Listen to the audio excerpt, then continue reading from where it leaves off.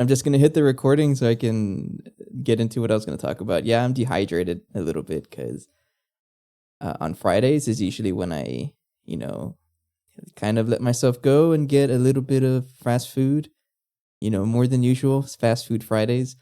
And today's meal was Wingstop. And oh man, it makes me so thirsty. So yeah, I appreciate that. Drink some water. And the music is not playing. Hang on. Let me fix this because I was going to put a song on my playlist. Go ahead and play Breaking All Illusions. I like Dream Theater songs. Bod watchers, you can't hear it, but still, I thought I'd mention it.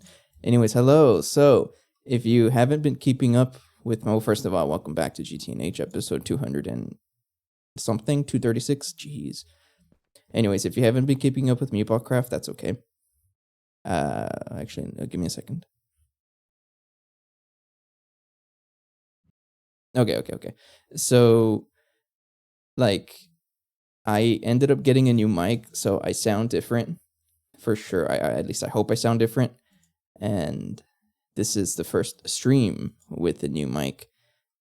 I'm still in the middle of tweaking it, but I'm not going to touch it until the end of the weekend. So this and next stream, you're not going to hear. I mean, you're going to be hearing this, and then probably after that, it'll sound a little bit different.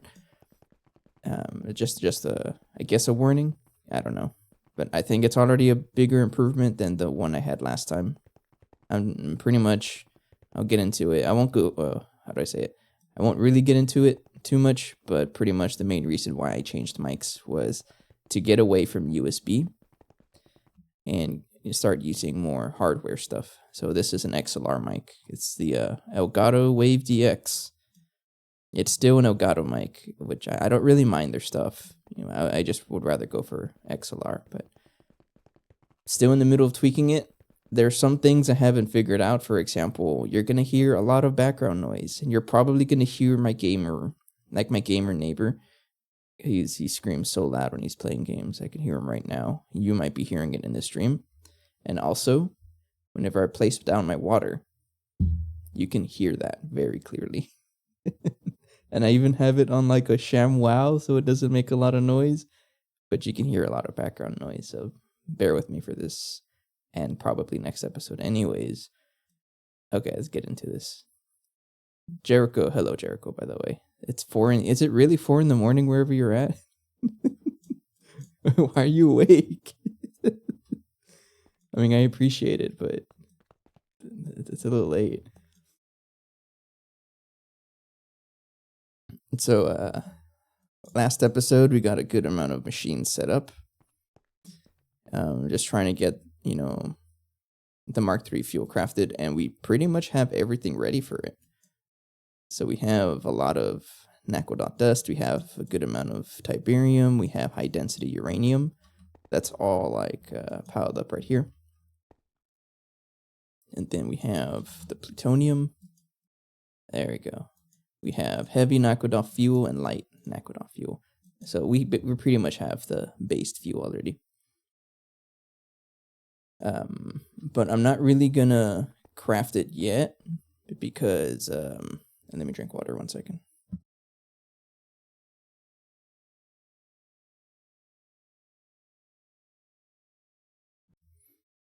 Man, you would think I learned my lesson by now, but every time I eat or drink anything that dehydrates me, I have a really hard time talking. And it does not help during the recording and streams. I'm visiting our evening school and classes from 5 to 10 p.m. Oh, okay. Usually nighttime is when my brain comes online. You know what? I respect that. But anyways, we are not going to craft, we're not going to make the fuel yet because the decision I pretty much made last episode was to separate the power.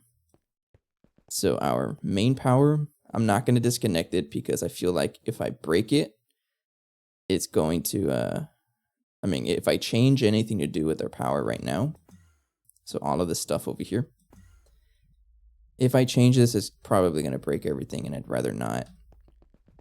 So I'm going to make another power system, completely separate, and it's going to start right here. And this is the one that's pretty much going to power this transformer, which powers up the everything we need to craft the Mark III fuel. And then that's when I'll start adding all of the heavy machines will be based off of that, is what I'm thinking. That way I don't really have to worry about stretching our power over here. I'm not really going to add anything else. Everything else is going to be added over here, but consuming a lot more power. All right. And then we won't have to worry about base shutdown because it's going to be separate. That's my thinking. Eventually, we are going to, convert everything to the one power source. But, if it ain't broke, don't fix it. So I'm not going to fix it. I spent some time off camera trying to craft the UHV capacitor. We pretty much have almost everything ready. But if I try to craft it, it's a very thick craft. It's extremely thick, and I think all of this, it's just like waiting around for resources to pile up. So I don't think we're going to get this yet. That's okay. But what I can at least do is make the UV capacitor. So I'll go ahead and craft this one. And it shouldn't be too bad. We'll leave that going in the background. I'm impressed how realistic some stuff in GTNH is. So I got a friend, Sniffity. And if he shows up, he'll tell you how unrealistic it is. Because this guy is very much into the chemistry stuff. Yeah, we're not ready for the UHV capacitor. I'd love this, but we're not ready for it. But we are ready for the UV one. And then I might as well craft like other tiers just to finish it up. Let's craft. How bad are these? I don't think they're bad. We're going to make, I guess, 8 of them. I mean, we don't really need that much power. We'll do LUV. I don't have a recipe for LUV. Never mind. CPM it is. So I need to make another Lampatronic supercapacitor. I'm excited for this. Like, I can't deny it because, upgrading to this tier of power, we're going to get a huge boost. And I can finally do some really big and expensive things. Oh, I'm so excited. I mean, I can say that, but I actually have to craft the stuff.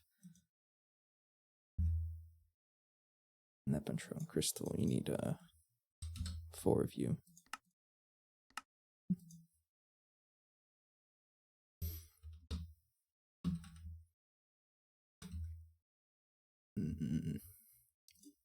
But yes, so far, I think the mic sounds pretty good.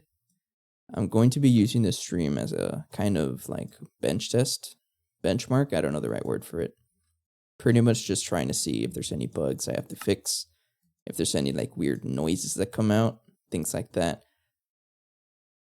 But I'm mostly curious with my neighbor, because I want to know if he comes out in the recording. Because if he does, that'd be really funny. You're gonna probably hear some dude like going, "Oh," or what does he say? "Let's go."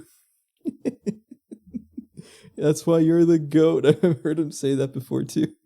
I have no idea what the guy's playing, but he's having a good time, and I can't deny that. Sio, I don't know what that is.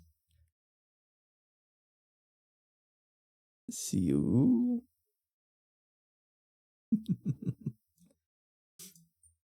But the guy's having a good time. I'm not gonna, get mad at him or anything. It's a little annoying, yes, but I can't deny that.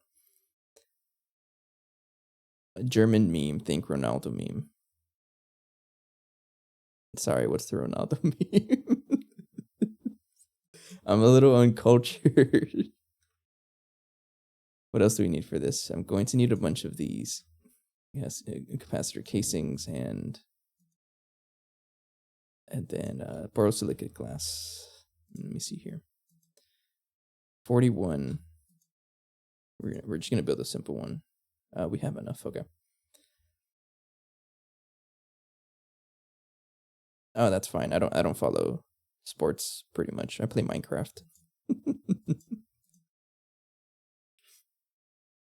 Do I have any of these? Nope. Can't even craft them? Nope. Alright, you're making a stack at a time.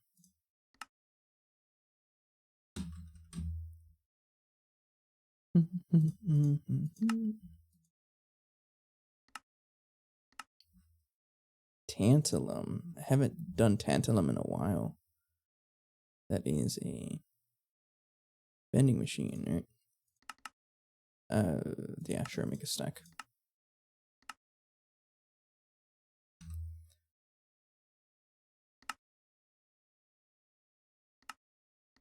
There we go. I told myself I was gonna log in during lunch to craft the UV capacitor.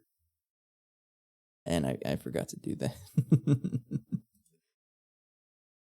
Actually, I even told myself, you know what, we're not going to craft the ZPM ones. They're going to take a while. We're just going to copy what we have over there. It's a pretty funny setup. It's just a UV capacitor surrounded by like IV ones. I tell you what, we'll meet in the middle and make LUV ones. I don't know where the recipe went for this. Oh, that's where it is.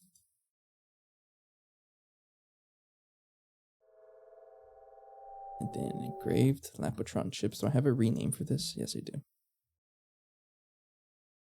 36 of you.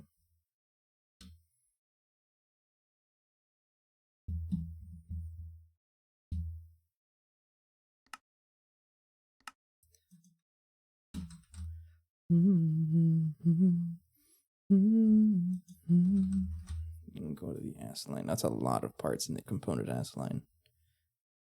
Put you right there. We're looking for Lapotron capacitor. The LUV ones. I want 8 of you. You are missing osmiridium screws. Okay.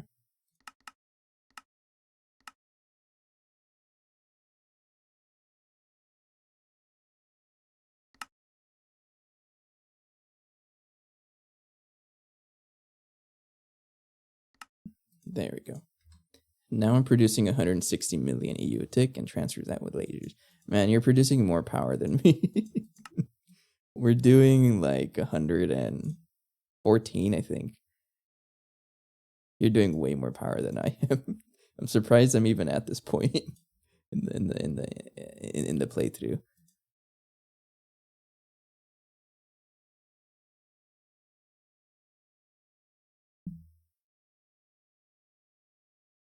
I'm serious. Yeah, we only generate that much. We don't generate too much power. I can even show you.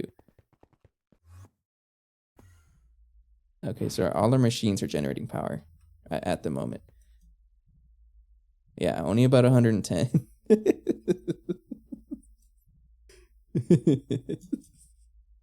No, it goes up to 114 when everything charges up. This guy is what's carrying our base, the Nakodal reactor. This guy's 101 million. And then we have the plasma turbine that does, what it even says right there, 11 million. And then this guy, our nitrobenzene, Old Faithful, 2 million. Yeah, we're a little yeah, I'm not gonna say much about it.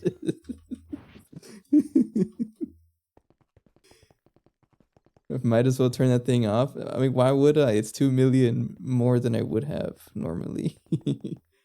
That's like enough to keep like one machine running. And that's all that matters. Yeah, we're a little bit behind on the power generation, but that's why I'm doing this upgrade, because we can't really continue without more power. It's a big wall that I found ourselves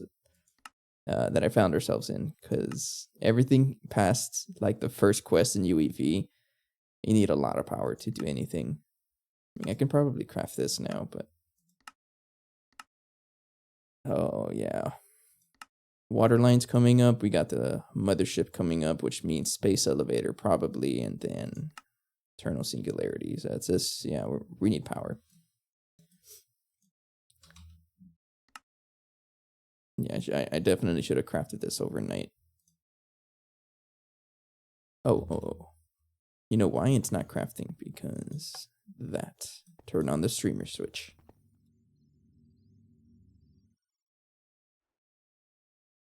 You know what? I think it's time for me to make another travel anchor. Set up another one out here. So put it right here.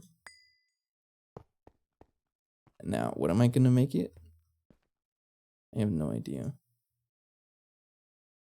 I put the Nakodal reactor as a thing, and then I have no idea what I want to call this. New power for now, I guess. I don't know.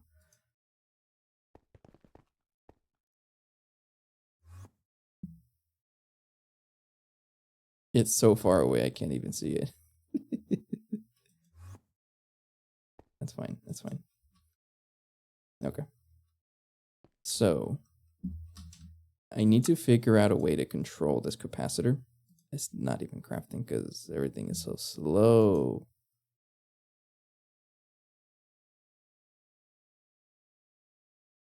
My man is really crafting 2,000 HV circuits. Why? Why do you need that many circuits? For what? Hang on, I gotta check this out.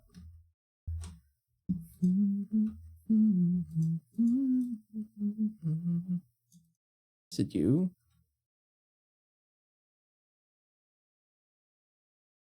Oh, how much you want to bet it's the field generators? You can make them in a component ass line. Yeah, do that. It's the field generators. Those guys are like annoying. Never mind, you don't need any. Yeah, you already crafted everything you'll need. What about you? Do you need field generators? That's true. They're expensive, and oh, you know what? You know what else I can do? I can cancel recipes, right? Because a lot of them need the like circuit boards. This one's okay. I don't need to cancel this one because this one's already crafting. It's just slow.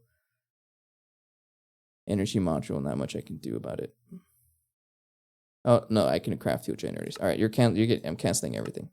We're gonna restart here and put the field generators in the component S line. 8 void miters in. Oh, 4 in the Everglades and 4 in Ross 128 PA.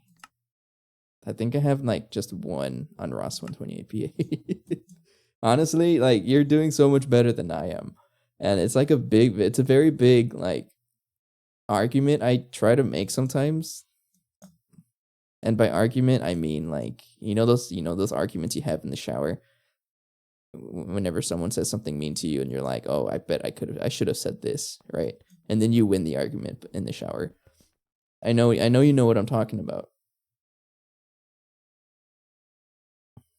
But what I'm trying to say is that whenever people say GTNH is so difficult and like the average person can't beat it, that's not true. I am the average person. And I'm not trying to say like I'm like downplaying myself, but I'm literally am the average person. I only play like 4 hours a week. Like 6 hours a week, and like I'm still out here. I don't know what I'm doing. I'm only generating like 100 million EU a tick, which everyone says no, that you're not supposed to play like that, but I'm still out here. So if I can beat it, anyone can beat it. And I will stand by that. I am proof that anyone can beat the pack. Because I don't know what I'm doing and I'm still here. Hey, precarious. No, we're kind of just in a conversation rant because things are slow. I do want to craft the fuel generators though. Or I can put them in the component ass line. I'm just realizing that now. So I might as well do that.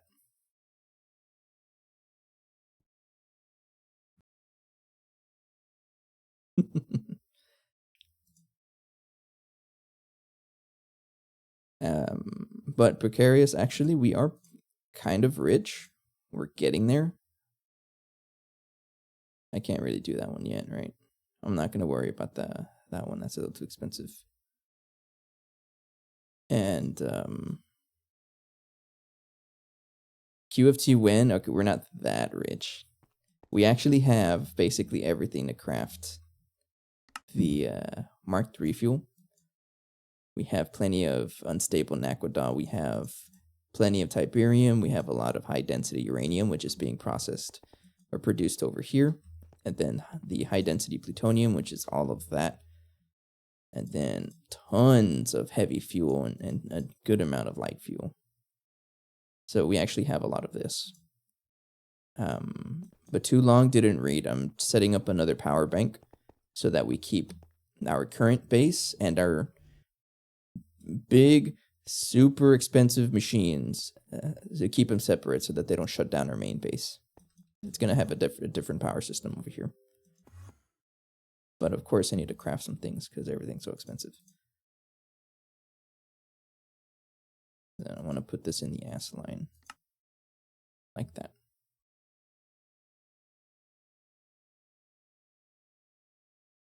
And then this guy would go right there.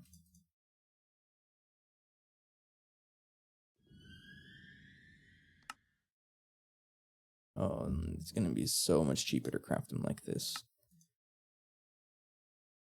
Hilariously expensive, right? But so much better. That's what I did with my megas, a dedicated big boy. Let's see what them all are lashed to it. Yeah, that's what I'm trying to do. So once I get, Mark III fuel. Got him. Once I get Mark III fuel going, it's pretty much only going to be used to support super heavy machinery. The big boys. And probably one of the first things I'm going to push is any of the megas we have, like the chemical reactor, the blast furnace, and the vacuum freezer, this guy over here. Basically every machine, actually. I'm not going to tear down anything that we already have set up because I think that's just asking for all kinds of issues. But we're getting there. But like an upgrade like this is expensive. It takes time. Matter manipulator mentioned again. I don't know. Honestly, I'm just waiting for 2.8 to come out. Is it not part of 2.8?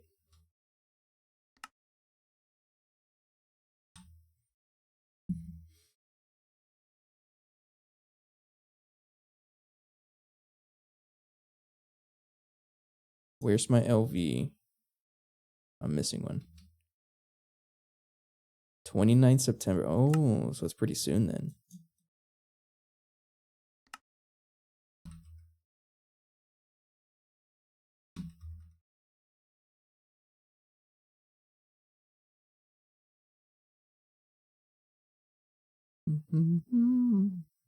I'll use this recipe too, sure.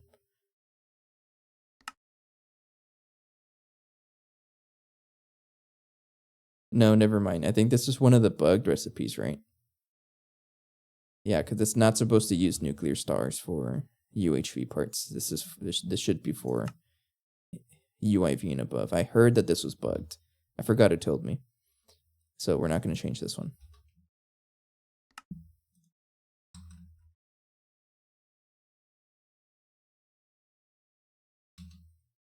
Because miss me with making that much infinity. I ain't going to do it. Is there an LV fuel generator that I'm missing? Yeah, there is. I guess I don't have a recipe for it. Oh, no, I do.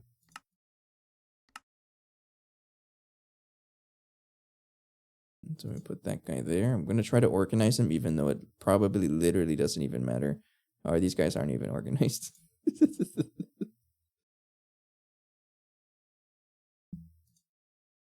Yeah, it doesn't matter. That guy, and there we go. And check it out. We can craft circles now. Hell yeah. Why did I want this? Oh, the capacitor. I would like a UV capacitor. Craft and 8 of you.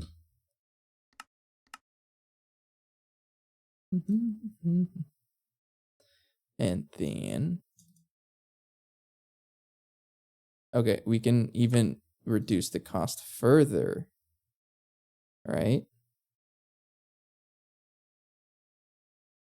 I think that I'm probably gonna let this guy craft, but we can reduce the cost further because of Kevlar. We can use Kevlar now. You know, just in case, I'm just gonna cancel the recipe again. I don't like canceling things because I feel like I'm breaking stuff whenever I do that. But if I check the PCB factory recipes, I can update them to start using Kevlar.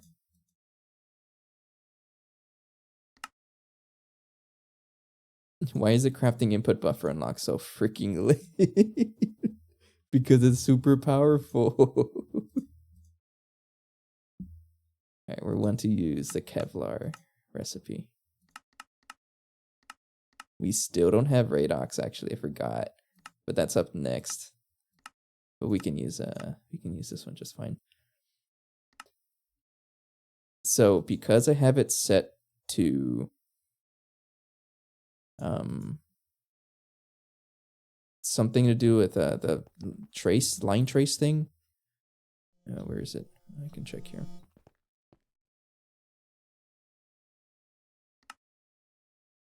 Yeah, the trace size, we have it set to 50 so that it uses half of the materials, also known as it crafts double. So I set it to double, and then I increase the pattern until it fits.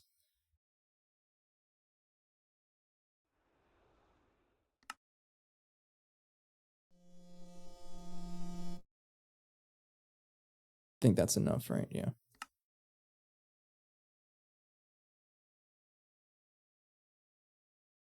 I feel like I'm getting lag just looking at that, so I'm gonna go away. I love replacing all my automations, right?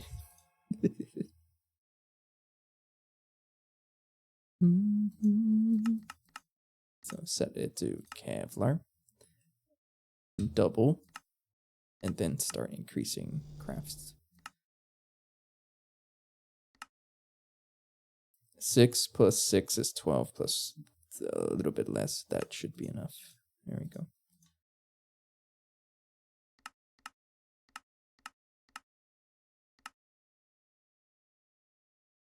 $46 times 2.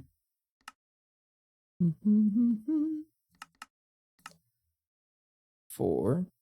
That's enough. Yeah.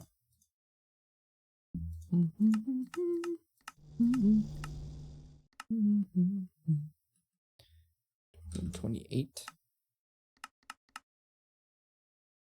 There we go.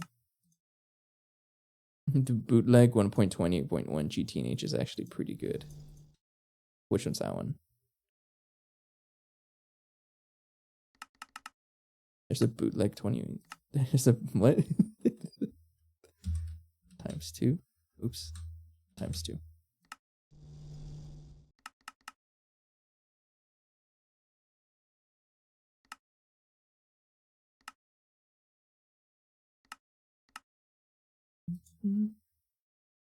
Gregtech Odyssey. Oh, I think I heard it about that. That's pretty impressive, honestly. I mean, I've always felt that GTNH is like, it's got so much stuff to it that it doesn't even feel like an old version of Minecraft anymore.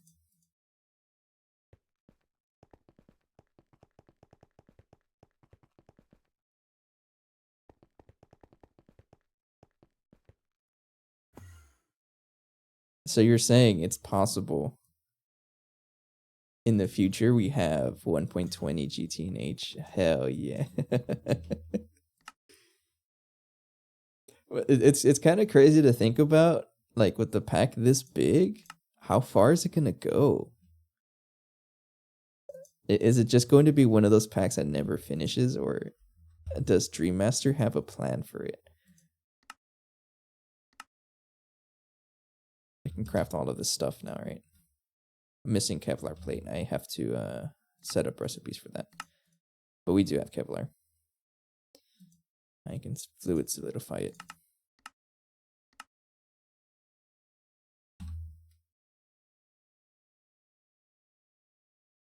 Have another fluid solidifier right there. And how much Kevlar do I even have? I have 15 million and should be enough to last us a good amount. And then once I get QFT, I have even more Kevlar. Yeah. So we're fine. It's all from the Kevlar bead, by the way.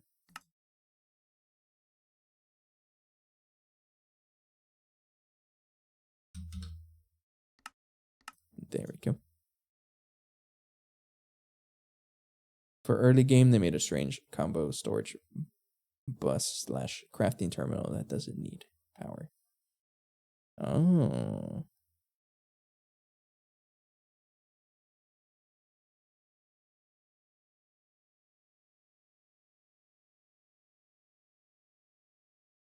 That's pretty cool.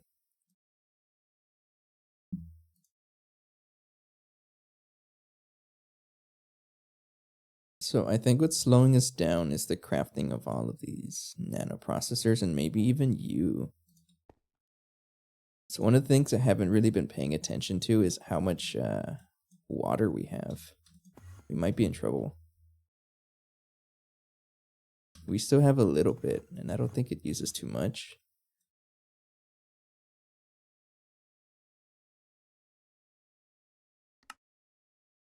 But it does use a lot of it, and we might have trouble later.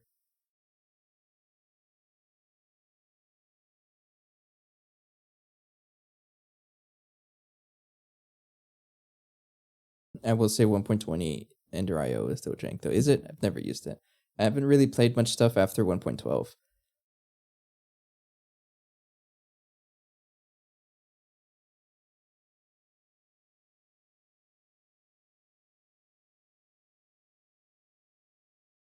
This guy isn't doing anything. This is a cutting machine. Are you stuck or what? You're over there. Oh, you know what? You might not have maintenance hatch. No, but you should probably have one. What power are you? You're UV power, and you're only doing that still.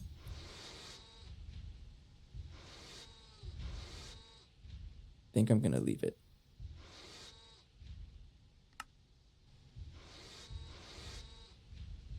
Man, this stuff's expensive. Dude, don't understand what half of the machine translated. Custom A2 stuff goes. I get that. That's fair.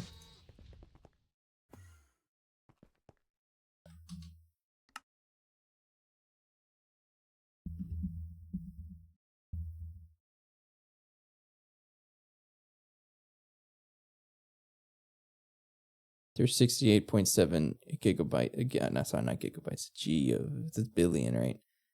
AE2 storage. Wait, are you telling me it's like 16384? Yeah, this one multiplied that many times to get 68.7. Well, I gotta see this.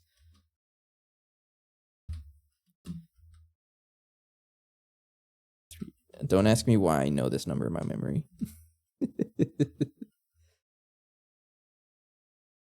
It's we multiply by 2, right?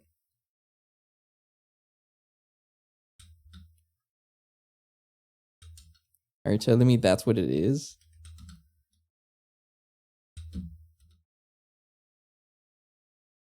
That's a big number. I'm gonna keep doing that. Never mind. It's a big number.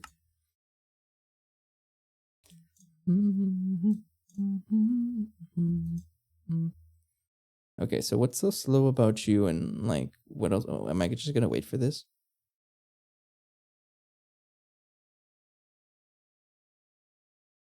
I don't know.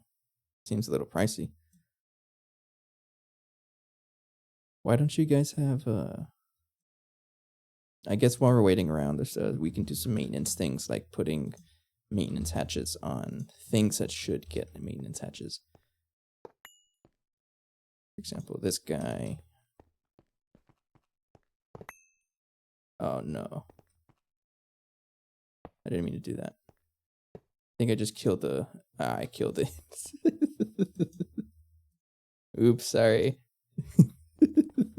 I think we lost like a stack of bioprocessors. We lost 16. That's okay though. Let me craft 16 more just in case. There you go. Enjoy. Breaking the whole base by accident. There you go. You guys are good now. The only GTNH one is the molecular assembler, right? I think so.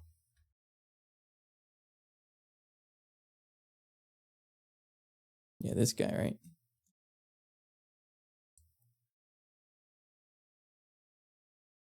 Is this even good? I've never made this before. I wonder if it works. Does it not work? It's pretty awful. Okay. Nah, I've never heard about it. Oh, you know what I can do while we're waiting? I just thought about it.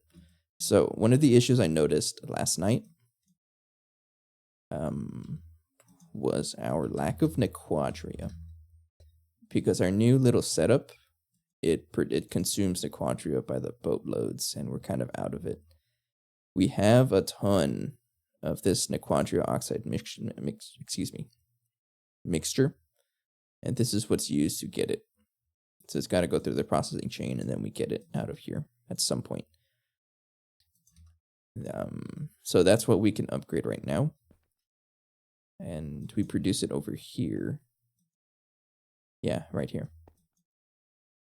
With a single centrifuge running ZPM power. And this man is slow.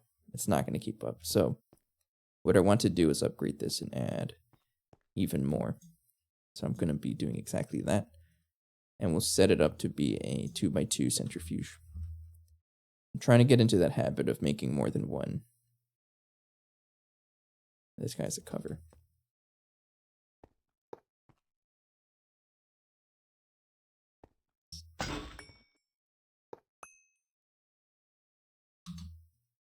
So it'll be a 2x2. So I need 3 of you. And then what kind of energy hatches I can use? I can use CPM to quadruple it. Or craft UV ones, but that might be a little tricky because of all the circuits it'll need. Now we'll do this. We really need Nequadria. So I'm gonna upgrade it a little more than it probably needs to be.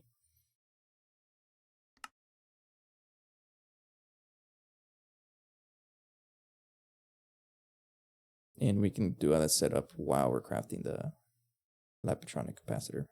Some of these things might get stuck somewhere else though.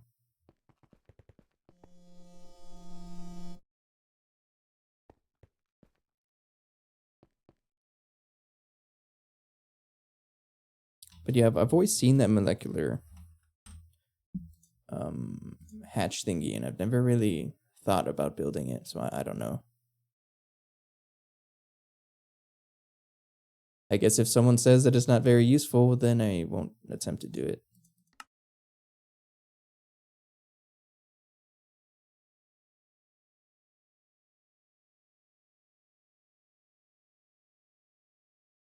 I promise this will finish eventually. Okay, this guy's stuck on the ass machine, right? Yes. I'm going to put this in the other one just so that it actually crafts.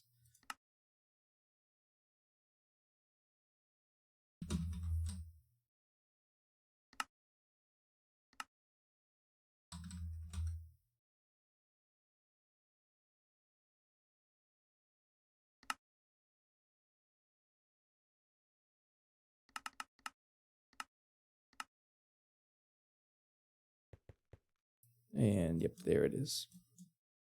Much better. So that this one can continue with neural processing units. And honestly, one of the first things I'm probably gonna make over there or move over there is the ass lines. Because yeah, these guys are slow. But especially for those like neural processing units, trying to like batch craft these things is kind of a pain. So those guys are gonna have a lot more power pushed into them. This guy probably as well. But it's not really that much of a focus to upgrade this guy with more power because it doesn't really need it. It does the craft once and then that's it. But the ass line, yeah, look at that. Yeah, the guy's a little expensive. Okay. So we have the centrifuge and the energy hatches crafted, I believe. So let's set this guy up. Probably put it, I guess we'll put it here.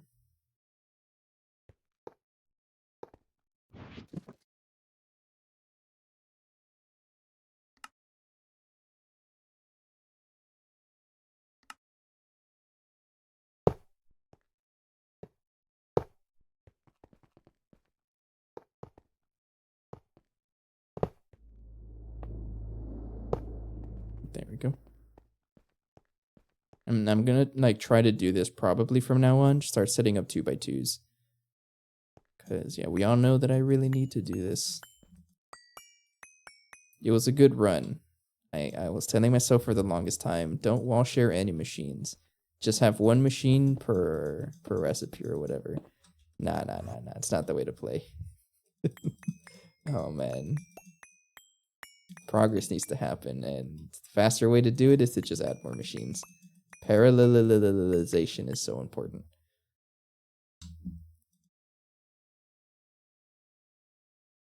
I can share maintenance hatch with all of them. And it's also the cool thing about them. They can share maintenance hatches now. Love that.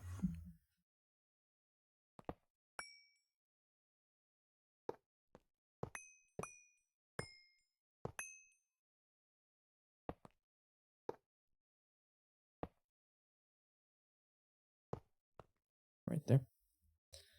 Then energy hatch.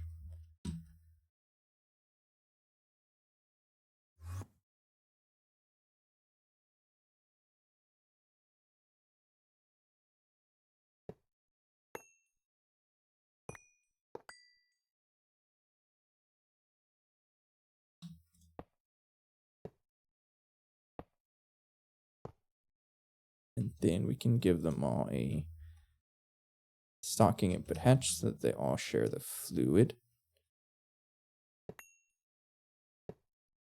Yes. And then stocking input buses. Need a couple more of you. Because, well, the recipe for Nequadria. Hang on, let me spell it correctly first. Yeah, this Nequadria oxide mixture stuff, to turn that into this, I need item and fluid input and just item output.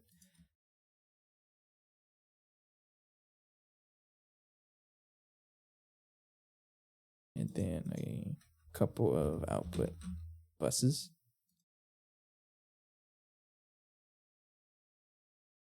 So they can all share with each other if I do this. So the 2 stocking input buses right there and the 2 output buses like that. Oops. So they'll all share with each other like that. There we go. And then for power, I'm just going to get transformers. 1, 2, 3, 4. And I feel like I'm really stretching power thin out here, but I'm going to keep doing it. If I have issues, then we can solve that with, what do you call it? With the new power setup that we're going to use anyways. So I'm okay with it.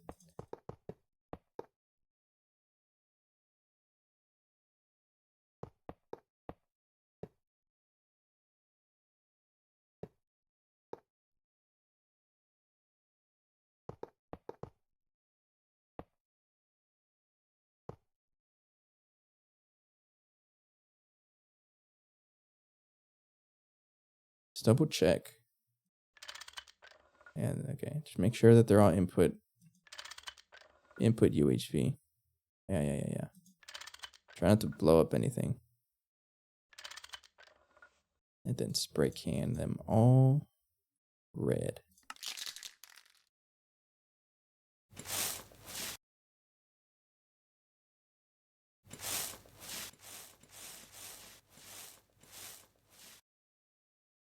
Okay. Then let's get my AE2 stuff.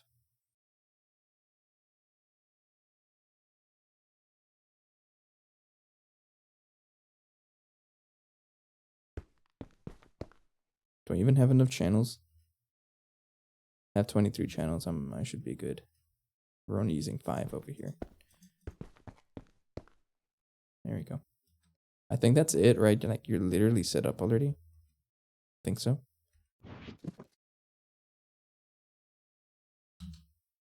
Yeah. And then you're going to have phosphoric acid. And then the stocking buses are going to have that stuff.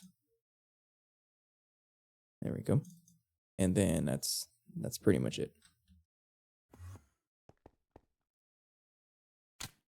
There we go. And we'll even get a good amount of indium out of this, because we all know I need some indium. And this is actually our main source of indium. Let's do that.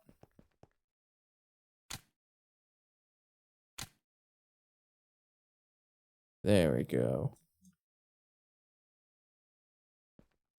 See, Jericho, like I'm not gonna turn down the nitrobenzene guy. Yes, he makes us 2 million EU, but I can power 2 of these setups with that much. It's not much, right? But it helps. It helps. Any amount is good for us.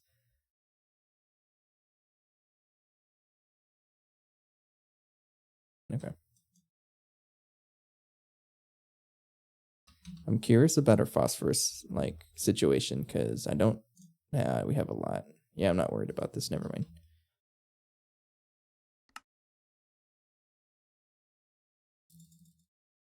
I can't really get rid of this because the phosphorus tank is full. That's fine. It's okay. Okay, but what this guy does is produces that low quality nequatria phosphate dust. And then this stuff gets sent. Oh, we got a lot of this. If it's piling up, that is a good sign. That means the whatever chemical reactor processes it, which should be next to it, I think. It's one of these. Yeah, this guy. That means this guy's the bottleneck now. Chemical reactors are cool. If I want to quadruple the speed, I just have to up the power tier, because they are perfect overclocks. I think that's how it works. So I can always just upgrade that if I want it faster, which I think I do though. Yeah, because this guy gets sent into, I think, over here. Think. No, it uses 1,000 something EV, which is it this one? It's one of them. This guy. Way up there. Okay, so because we're producing a good amount of this in like net positive, then we want to create this nequatria rich solution a little faster. Yep. Yeah, look how fast it is. It just instantly processes. So you're the slow one now. No, you're not. You're phosphoric acid. You're the slow one. No, you're not. Where is it? This guy. Sulfuric acid and that stuff. Yeah, you're a little slow. That's how annoying would it be to just upgrade it to UFI?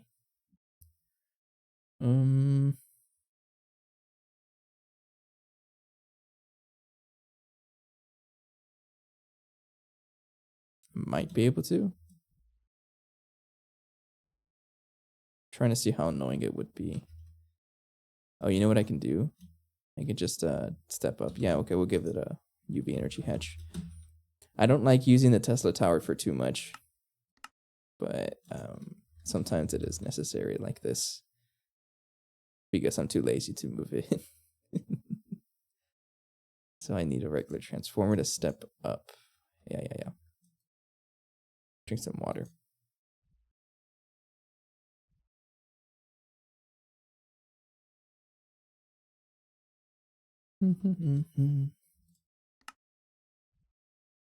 This guy's still crafting? Hurry up.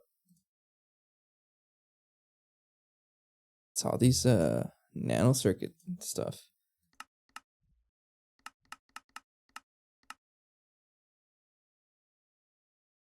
How do I even craft this? I can probably speed it up by crafting them correctly, maybe? Oh, I definitely could.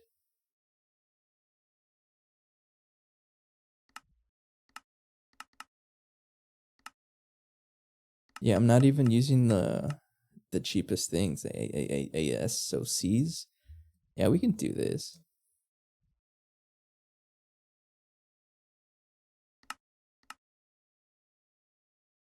Yeah, we'll do that because you're a little slow.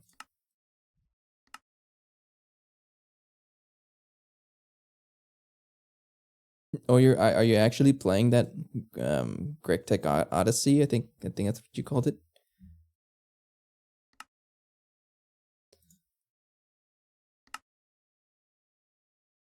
Ah, okay. Here's a pattern batching terminal. What does that mean?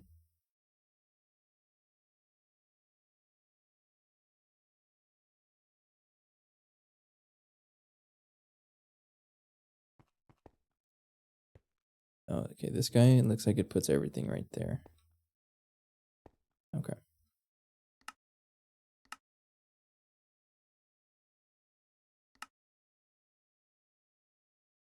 Six is 6 plus 6 is 12 plus 2. That should be enough. 8 circuits at a time is a lot faster. So you drag a bunch of ingots into the filter, then you pattern any ingot into a plate. It would pattern free. Oh. How do people think of that? You don't know how to make platinum bolts? How dare you?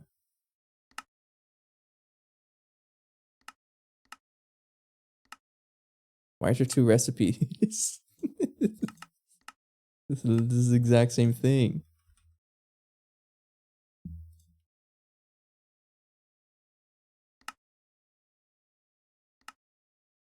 There we go.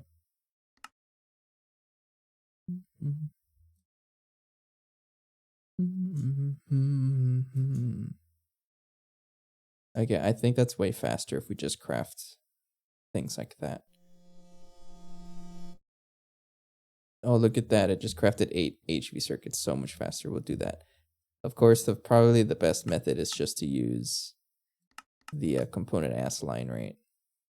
Or the circuit ass line, which I might get into that at some point, but I don't feel like it. So I won't worry about it.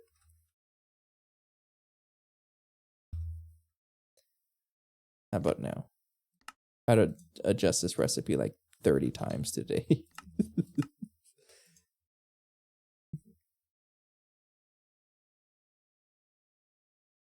That's still slow. And then crafting a lot of circuit boards.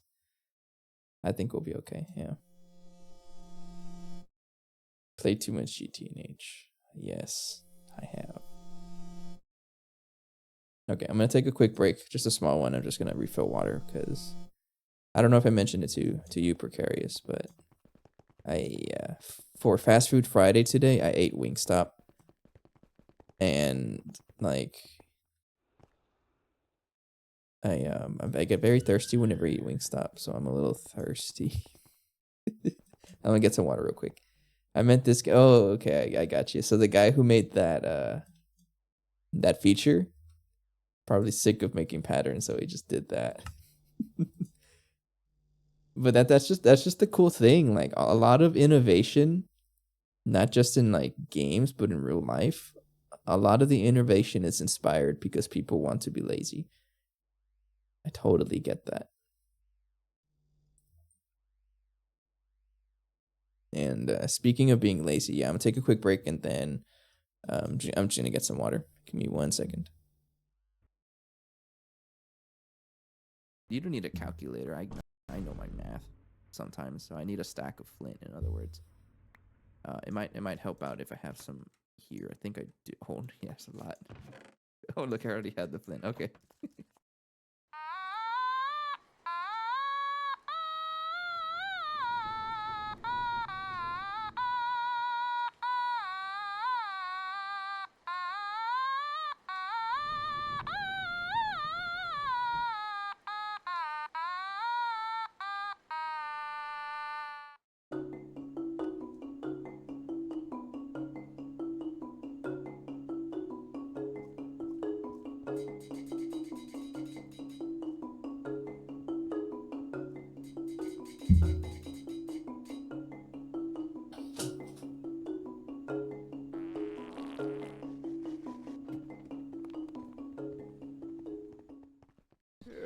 I'm gonna put the thermometer on the floor. Oh, Spike! It went over 5. It went over 5. Get out, get out, get out!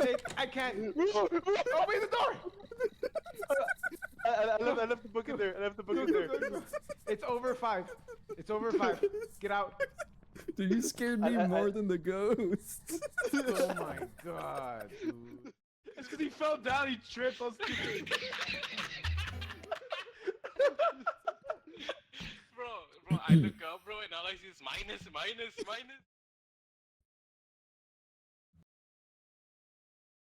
So I just realized that I forgot to mute the mic. Sorry. Now I'm curious. What did we hear out of that? I think all I did was like pour water and then wash my hands and wash my face. That was pretty much it. Okay. So.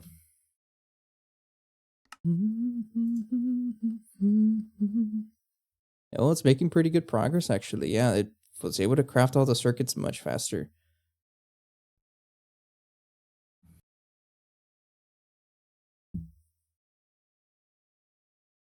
Can you really hear that? I'm only tapping my finger on the table.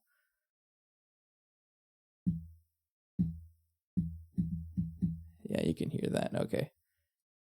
Yeah, it's one of the challenges with getting this new mic. It's still not 100% how I want it to be. So there's some things that I got to figure out. Like it picks up everything.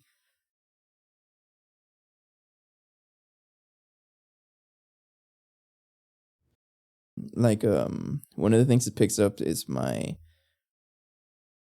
chair. Whenever I roll around, you could hear it. You hear that? Yeah. Sorry if it's loud for you, but trying to figure it out. Anyways, we do have an energy hatch. I was looking for this as well. And I could put that guy over here. This one. Yes.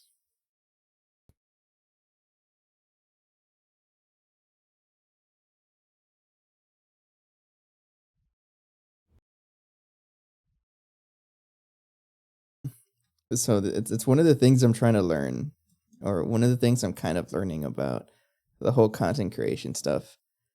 And man, you know how important it is what you eat before you start recording? It's extremely important because I'm having to mute the mic so much because I have to clear my throat. And a lot of it is because I ate something like Wingstop, which makes me really thirsty. It's a challenge. And jeez, it's annoying.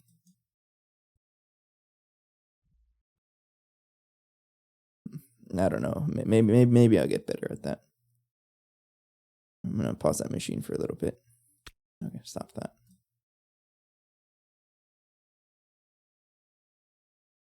Okay, and pretty much just gonna upgrade it and give it a transformer. Yeah, it has to be a step up transformer.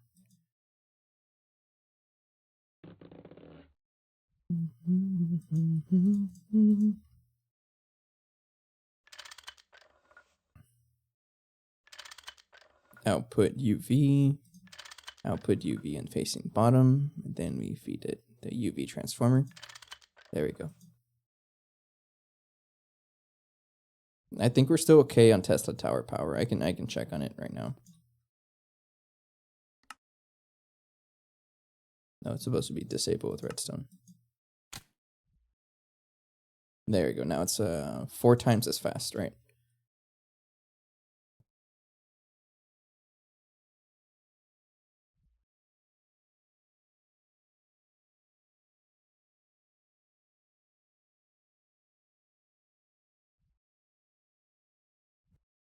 Okay. Jeez, I gotta clear my throat so much.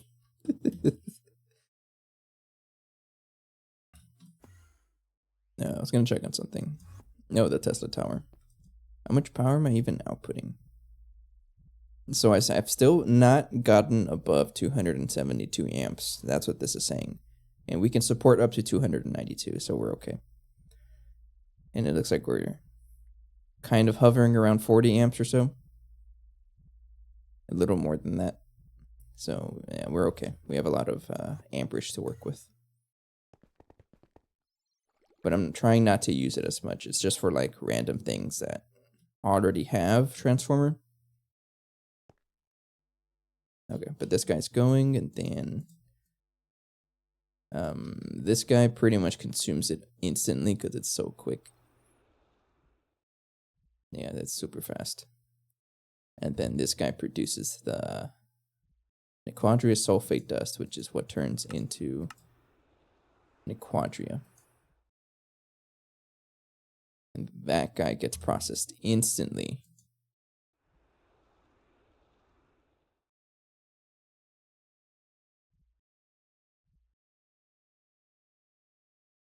Oh, because you're an MV recipe. Okay.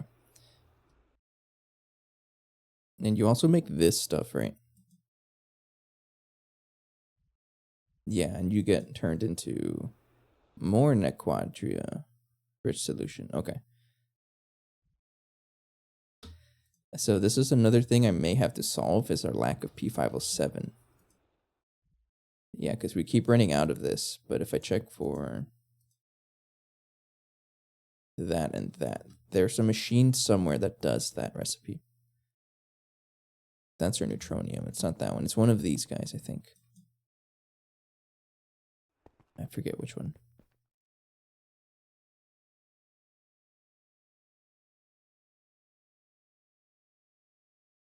It's not that one.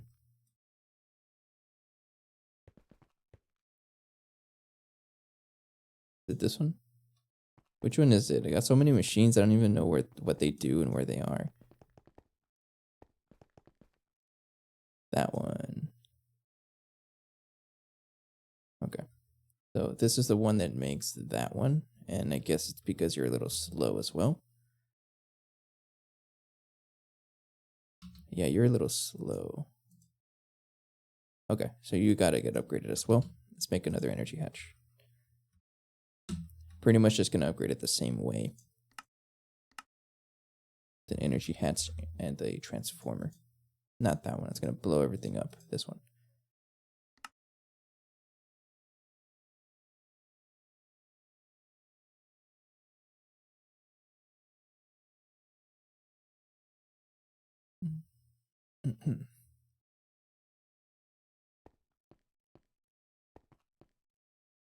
Then that might help us with our P507 situation as well.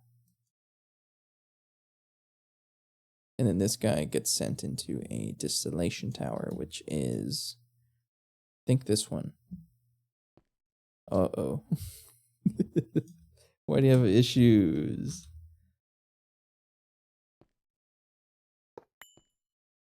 There you go. No, you don't. Not on my watch. But yeah, this guy is, I think he's the one that does the low quality Quadria sulfate. Somewhere. No?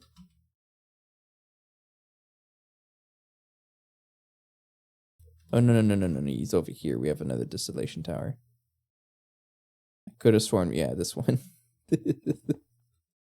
Yeah, there he is. Oh. You might be having trouble. Yeah, you're having trouble. So you also need to get upgraded. Alright, do an energy hatch as well. I'm just going to keep upgrading things to UV.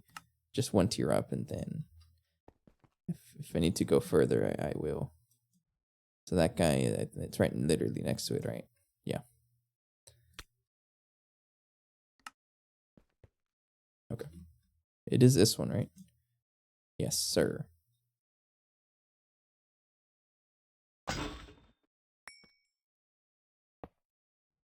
Then transformer.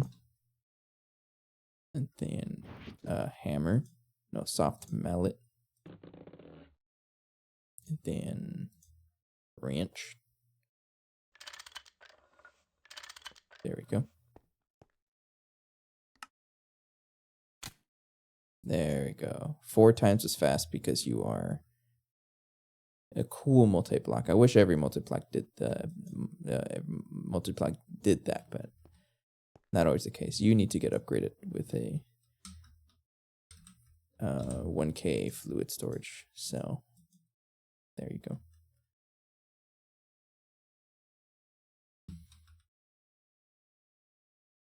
Thank you. And a transformer. You know, the good thing through all of this is that I'm crafting UV energy hatches a lot faster. I'm actually kind of impressed with how fast we're crafting them. Yeah, because I don't remember crafting them that quickly. It's always good. It's always good to see.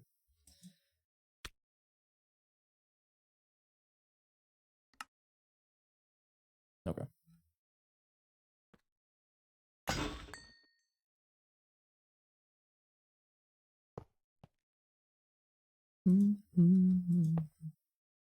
Now, I don't know if you're going to be enough like power. So I guess we'll watch it for a little bit. Yeah. I don't know if it's gonna have enough power to do everything. But that's fine. I just leave it like that.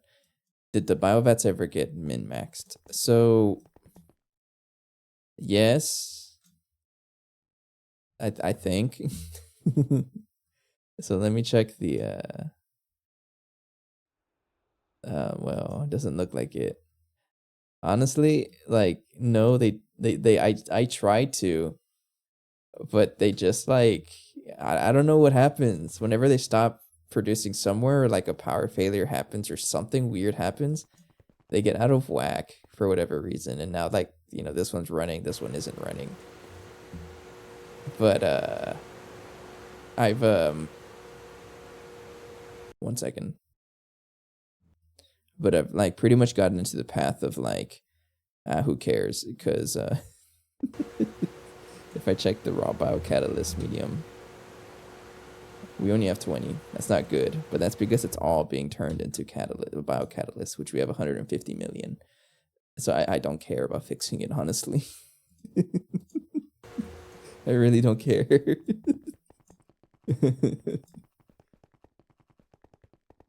But it's the same thing with things like mutagen. It's 63 million. We have I can't spell. Yeah, 63 million mutagen, and then for the growth catalyst, 63 million of the raw stuff, and a full, I think it's a 1K cell of the cooked stuff. So we're okay. But yeah, I just don't want to touch them again, honestly. I'm gonna have to soon though for this enoxine, and like we can set that up right now. Like we have the petri dishes, so I can set this up, but I'm not gonna do that because I'm sure you know, but the power they consume is a ton, and we're only generating like 114 million, so 28 million, or call this 30 million. It's about a fourth of our total power, just in this crafting nonstop, and I don't want to do that. So it's also one of the bigger reasons why I'm trying to go for Mark III Naquadol fuel, so we can support that. So the distillation tower might be having issue. I never turned it back on. Oops. There we go.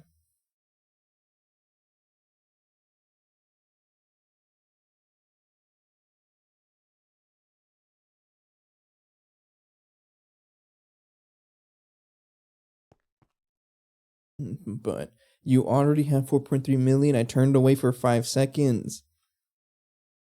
When did I get so much of this? It's you. Oh, it is you, actually.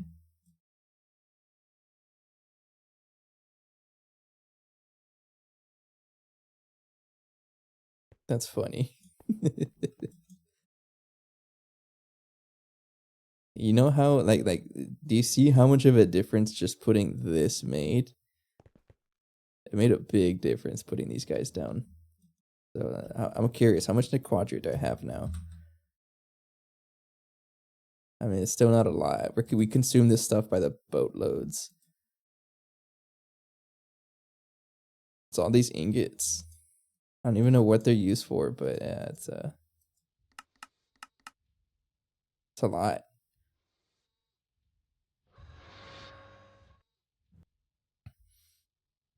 So oh, I know what it's for. It's for the is it for the Naquadol fuel?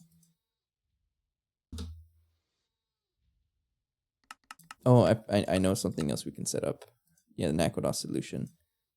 Because to get this stuff, we need Naquadol emulsion, which I make with the Quadria. There's actually 2 ways to make this, but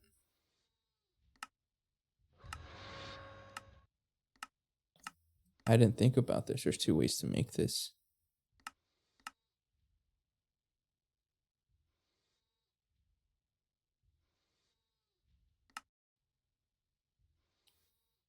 I think I have to come back to this because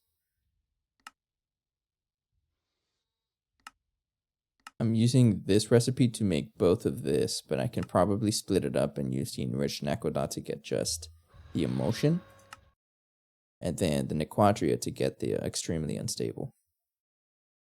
But either way, what I should probably be doing is decomposing the asphalt. I don't know if that's the right word, but getting rid of this stuff because I can crack it and get a good amount of stuff out of this, which does include Nequadria. So let's do the math here. So let's say every 9,000 is one dust. I have 17 million, 17.8 million. Let's just say 18 million. So 18, 1, 2, 3, 1, 2, 3, divided by every 9,000 is 1 dust. Oops. Oh, there's supposed to be a space. I mean, it's only 2,000 Nequadria dust, but it's not 0.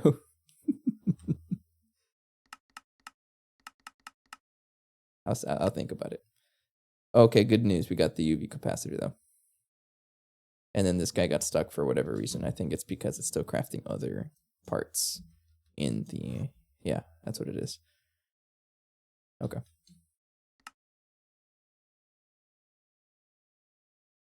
I'll cancel you because I feel like you have plenty of parts to keep. So capacitor. Let's try again. There we go. Yeah, you already had everything from the UV one, but there you go.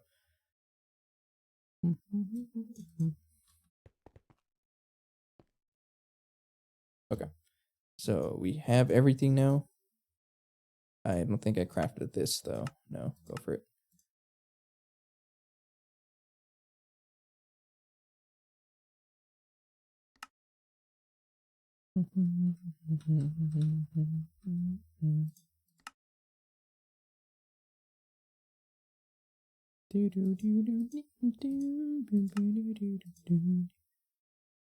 All right, we got the UV and a bunch of LUV. I can finally set this up. And I was going to put it right here in the center. Put it right there. That's not the right block. I got a trophy for it either way. An achievement. That one too. Alright, sure. I bet if I do all the other ones, every single one is going to give me a trophy, right? Or an achievement. I hope. There we go. Okay.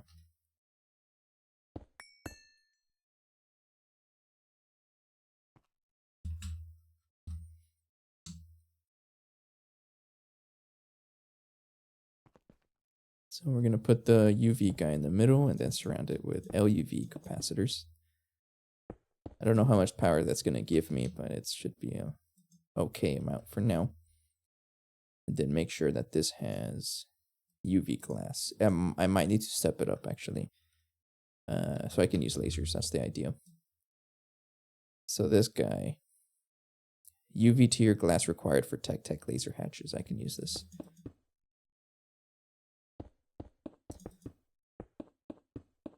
But trust me, Precarious, after this episode, at least not this, if not this one, then maybe next one, I won't be feeling so broke anymore. At least in terms of power, but resources is another term, is another thing. Alright, give this a maintenance hatch. They're in my inventory. Right there.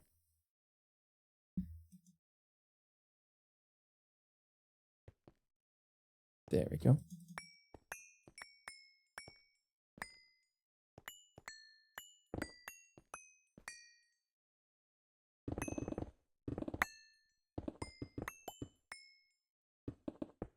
So, I don't know if you know Precarious or anyone else watching. Do redstone signals like transfer out of these blocks? I remember that wasn't the case. That doesn't really work. And the way I would like figure that out, if I check this battery over here, I had to use a little bit of Thumbcraft because I don't know of another way to get a redstone signal from that without using something like this. I can probably use regular redstone actually, but I can just do this. That's not too bad, right? I have a little bit of red crystal. Oh, I should be fine. I have enough. I'm gonna have to copy that exactly though. It's my little okay, I got a quest. It's my little circuit that tells my system to generate power. And I'm gonna share the setup with this guy with new power. Yeah. Okay. I'm not quite gonna set it up yet though, because we actually have to feed it power. Actually, no, we might as well do that next. So I need a energy. Is it energy cover? Yeah, energy detector cover. This guy. And I'm just gonna copy everything from the one that is already working and is proven working. I honestly don't remember how to set this up. Like if you were to ask me how do I set this up, I don't know. But if it ain't broke, don't fix it. I'm just gonna copy it. There we go.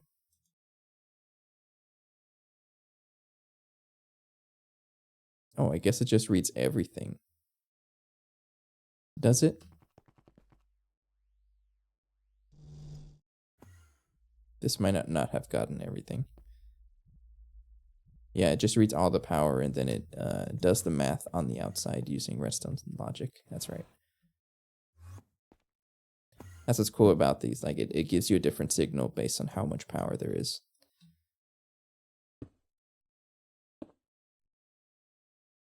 And then at this point, I don't know. Let's take a picture of it. I'm gonna take a picture, screenshot.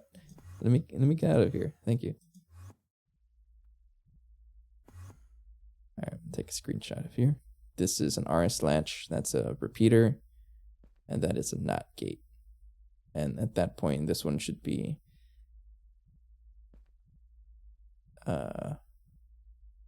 minimum 12.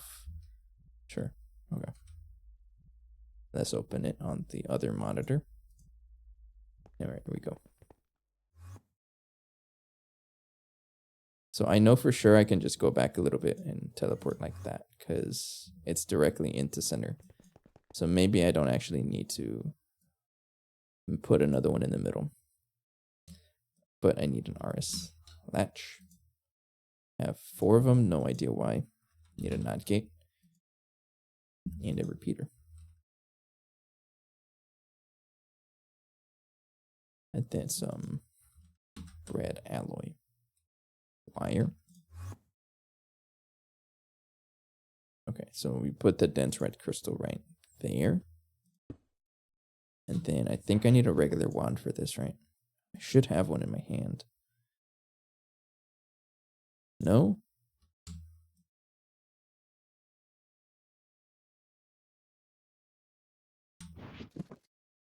I'm not blind, right? I could have sworn I had a wand in my hand. Can use like a wrench. No, okay, fine. Let's go get the wand from the other world.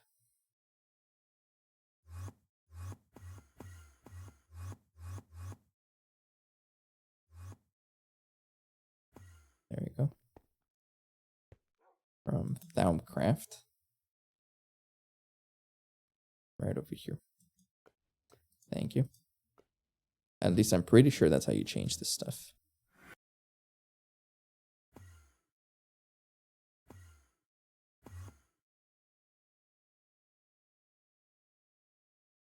Yeah. It's with the wand. So I'm put this to -12. I don't know why I put -12. I'm going to be honest. I don't know a lot about how the setup works, but I'm just copying it. It seems to work now. And as long as it does, then I won't complain about it. So we have a NOT gate like that, right? Yeah. And then this is a repeater. No idea why there's a repeater there, but I won't complain. I don't know if you might accept a block here.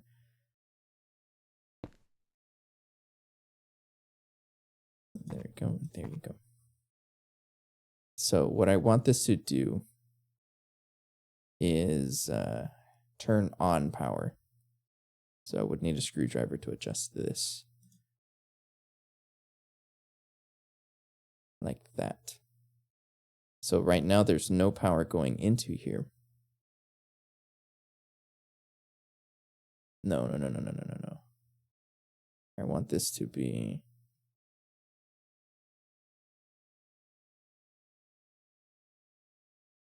So this is the shut-off switch, and this is the active switch.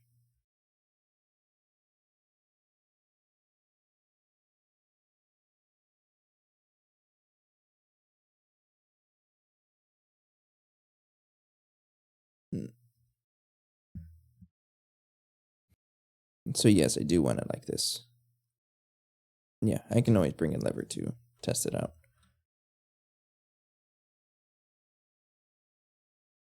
So if I can just give the signal over here, honestly. Yeah. So when it has enough power, it causes this NOT gate to turn off, which causes the switch to forget its last state.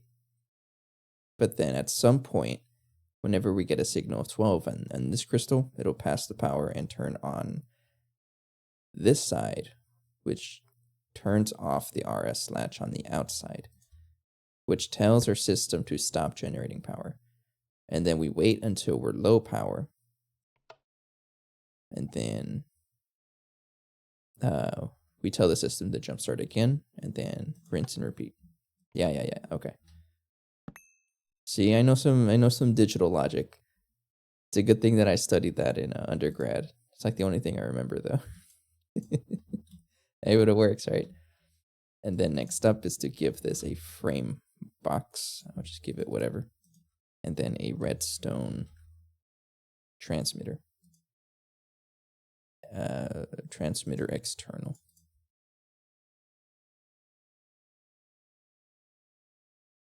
And I'll let someone in the audience pick the number that we'll use for our signal. I'll give you some. I'll give you some time to think about that. But that signal is what's going to be used to turn on our Naquadal reactor, which is the next multi-block. And tell you what, I think I'm gonna. Can I wall share these actually?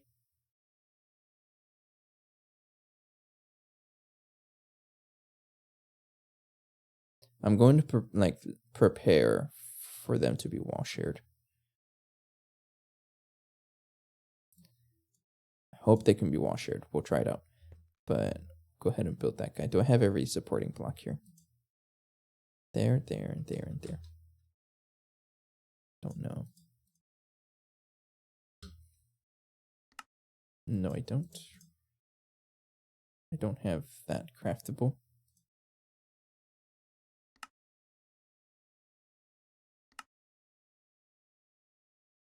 So that is circuit 24.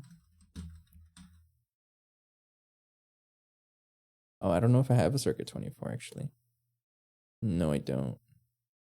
And I don't feel like setting it up, so I'm just going to put it in the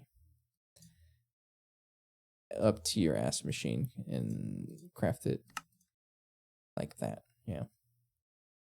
So I don't know if I have these craftable. No way. Yes, I do. Thank you. And then the radiation proof machine casings. Let's make 120.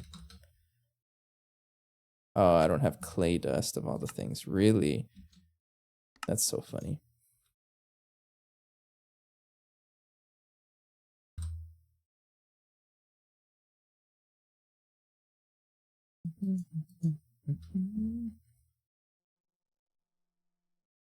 How do I even get clay? I don't have clay, really? The heck?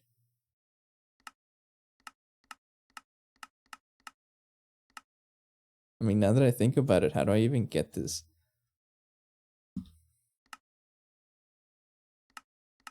How does a normal person get clay?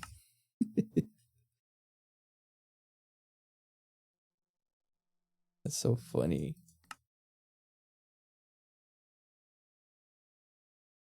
You know, honestly, if I didn't void it from flocculation, I would have had tons of it, but I don't.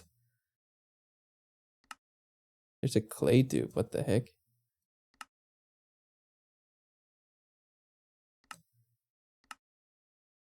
Oh, it's through Thaumcraft.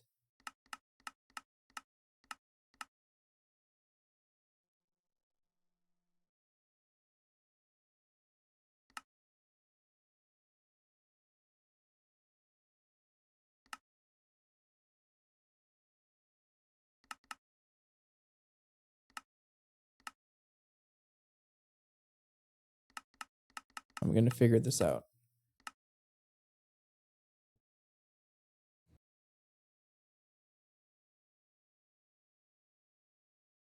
Let's look at fire brick then.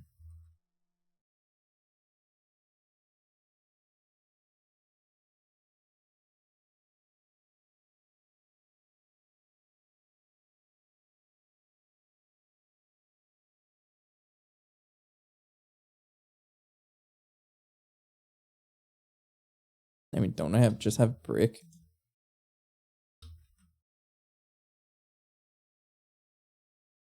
A fired clay bucket. Oh, there we go. There we go. Just throw all of this in a macerator. Sure, you too. All of you, get out of here. Throwing all of you in a macerator. Liquid slime? I don't know what to do with you. Unfire clay bucket? Nah. Oh, I do. Am I really gonna do that? Yes. Good catch. Good catch. All right, fine. Let's do the stuff. I need a princess, preferably a pristine, and not a rare bee. Modest is probably okay, but we have a lot of embittered. I think that's from one of the nether combs or beehives. And then I have to throw this into here. Make it pristine. Make this guy, well, not pristine, but good stats. Throw you in here. There we go. And then try to make this purebred. And I lost it already.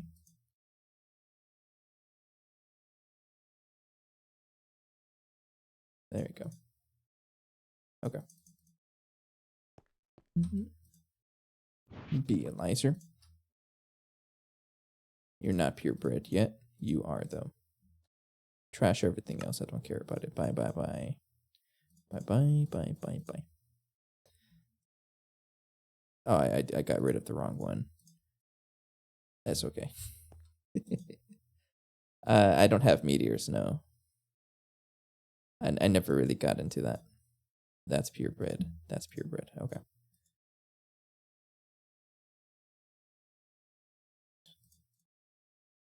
One more for good luck.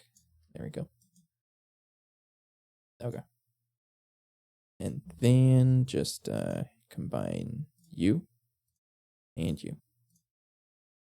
Turn that off, and there we go. Now we have a perfect clay bee. Check its stats, and now it has longest, blinding, slowest flowers, 4x. That's all I really care about. And it's also on flower type flowers, yeah. Put that guy here. There you go. Make me clay. And then for me to actually get the clay from this,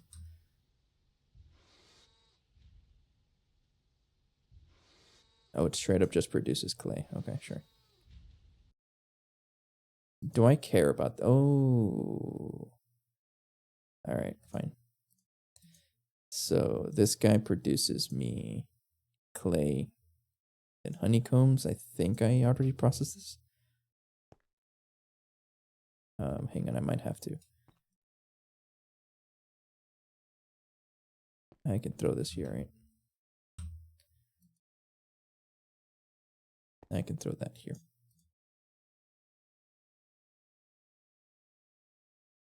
And let's set up a 4096 storage cell.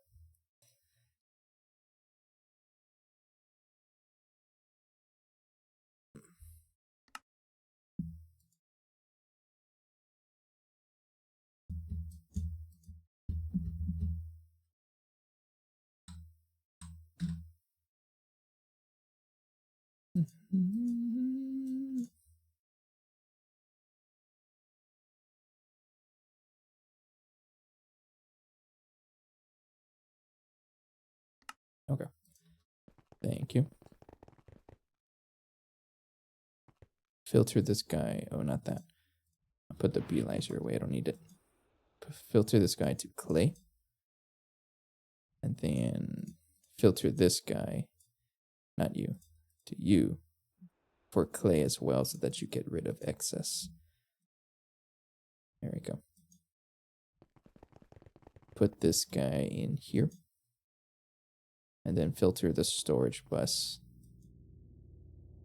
with clay. And then since we also get mud balls, and I don't really care for this, I don't think, I can throw this in the extractor.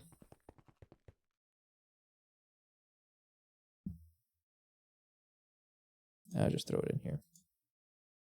Because you also give me clay.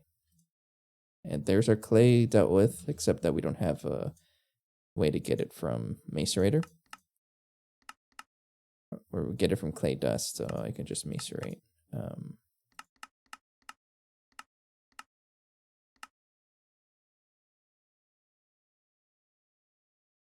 Okay, I'm gonna have to craft the clay block and then macerate that, I think. Why is this stuff so complicated? This is like one of the, probably like the first resource you get in the mod pack is clay.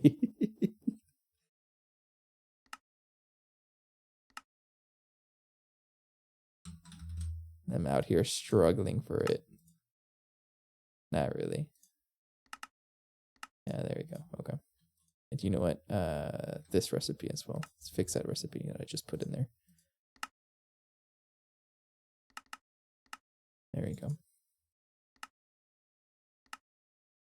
Put that guy there, and then the compressor gets the other one. There we go. Now, I would like 120 of you. There we go. We have solved our clay issue. Finally, after like, how long have I been here? Minutes played. After 825 hours, we have finally automated clay. Hell yeah. I'm telling you, if I can beat the pack, anybody can.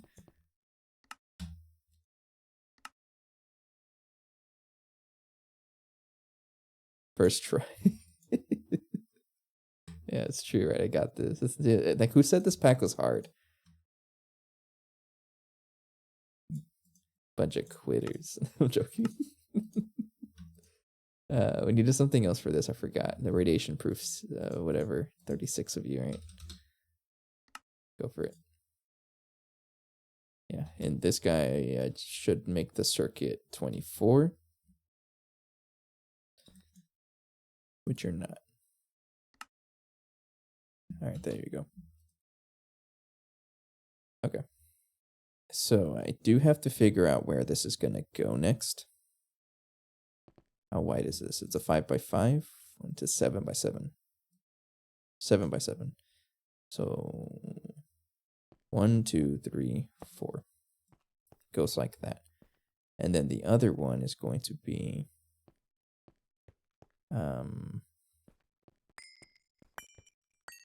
somewhere. I'm gonna plan for a 2x2 so that at some point I could set up a 2x2 of these. I don't know if it's gonna let me wall share. I'm assuming it does.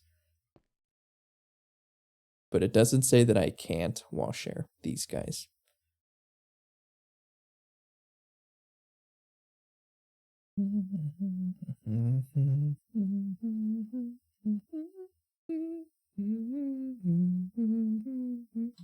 Yeah.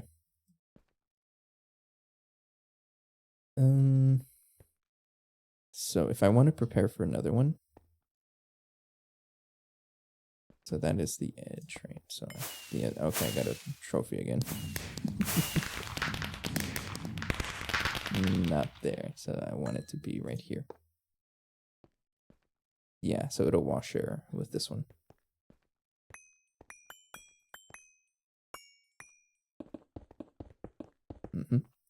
So this one is 1, 2, 3, 4, 5. Oh, corner. 1, 2, 3, 4, 5, 6, 7, 8, 9, 10, 11, 12, 13, 14, 15. 1, 2, 3, 4, 5, 6, 7, 8, 9, 10, 11, 12, 13, 14, 15.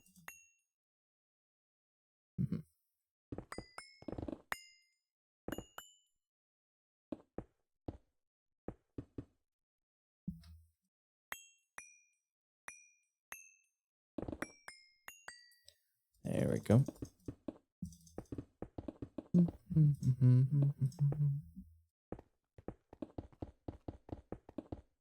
Yeah.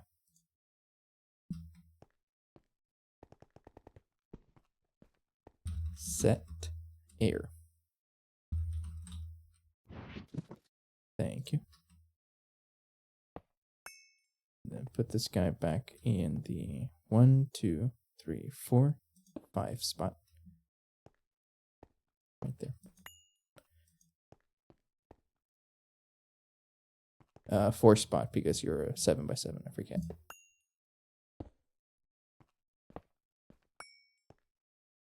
There we go. And all of this stuff is crafting. HSS, whatever, it's going to take a while. You know what? I think it's time for a break. It is about the hour-and-a-half mark, a little over. That's usually when I take my breaks, so we'll go ahead and do that. In the meantime, that should finish up, and I can set up the Nakodal reactor. I should also try to get a dynamo hatch going, because It's gonna generate a lot of power, but I think I can just use the UV laser ones that I already have. Yeah, this guy. These guys. That should be enough power, right? I don't think we're generating 8 billion. I would love to, but that should be enough to cover that. Okay, so we should be good. So let me take a quick break and then we'll come back to this. And yeah, we'll come back to this. Bear back, give me a couple minutes. I'll also play some music because I do have that set up. Yeah, I have it set up. So I'll do that for a bit when I get back. Bear back. Yeah, so right. Whoa. Oh my god.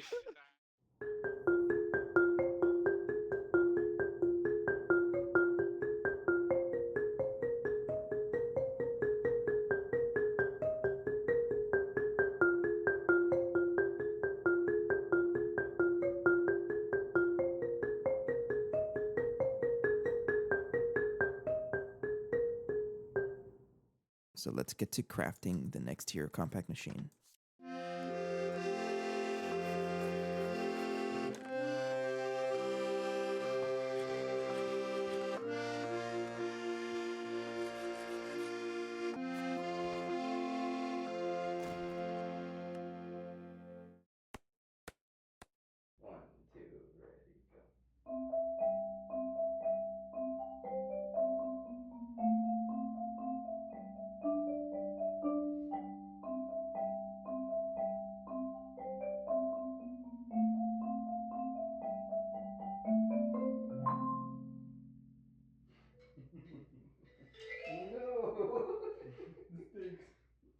Hello, are you possessed?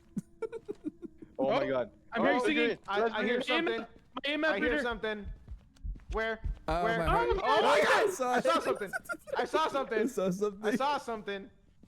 I'm going out. Oh my god! Open I'm the door. fucking running out. Fucking Open the no. door. I don't know what to do. I think I he had see like a it. cowboy I hat. don't see it. I'm fucking running. Oh god. I'm running. Where are you guys? We're outside. We're outside. Oh fuck no! I'm by myself in the house. Run! Guys, I died. I dropped my EMF reader. That's right there. Oh, oh, I made it. I'm directly pulling this right out of my ass. I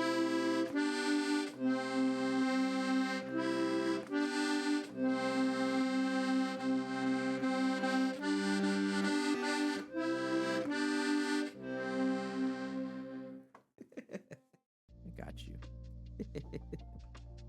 He wants me to feed the rubber band ball. That's the bag. I just have a whole ton of them lying around. And I've had this for like over a year. And I haven't done anything with it, but it's time. I'm going to bring it as a member of the stream.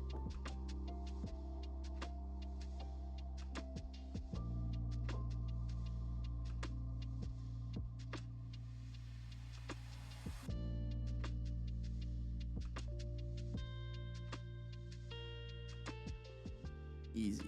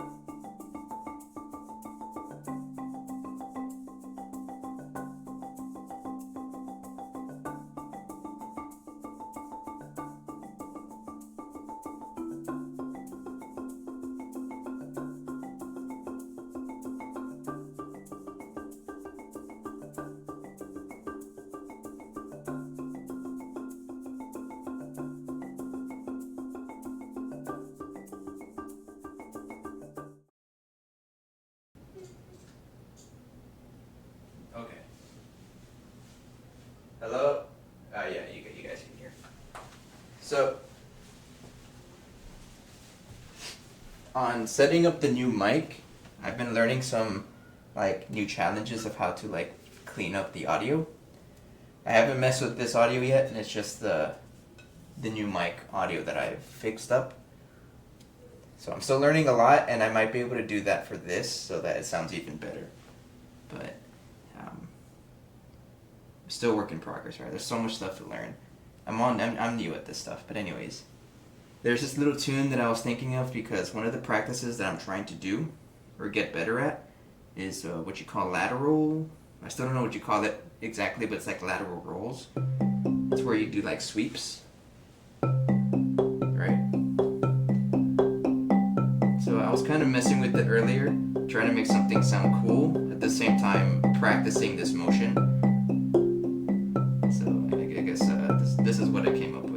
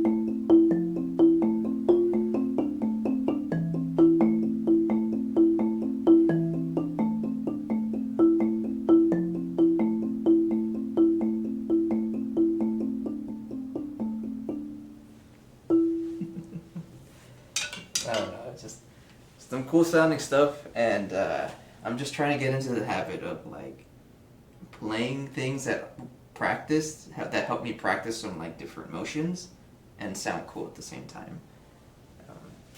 I'm gonna be ordering a sheet music book that has like practices for myself. So pretty soon, I don't know about next week, probably the week after that, you guys can hear more stuff.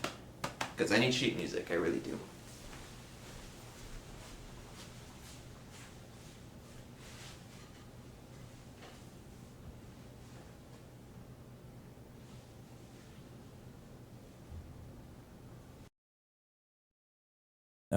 Okay. And that's a scary thing about like doing the recording stuff. I don't even know if it came out. I know one day I'm going to do like a full recording bit and I'm going to sound the best I've ever sounded. And then I just come back to my desk and then it's like, oh wait, I didn't record it. It's going to happen one day. I guess we'll see if it happens, but we have our power. And there we go. Our new Nakodar reactor. Second guy. And okay, this guy just needs input bus. So I don't know if this guy lets me use stocking. I guess we'll figure it out. I would love to use stocking input bus. I forgot to craft more, right? Yeah. Let's craft another. I guess we'll see. So the next step is to actually connect this to this guy, which is going to be like literally right here. Once I get the other reactors in, I'm going to have to connect them another way, probably through the use of mirrors, right? But for now, this guy can just be connected like this. Also, I learned something in single player. I don't know if this is going to help you guys out. Probably won't.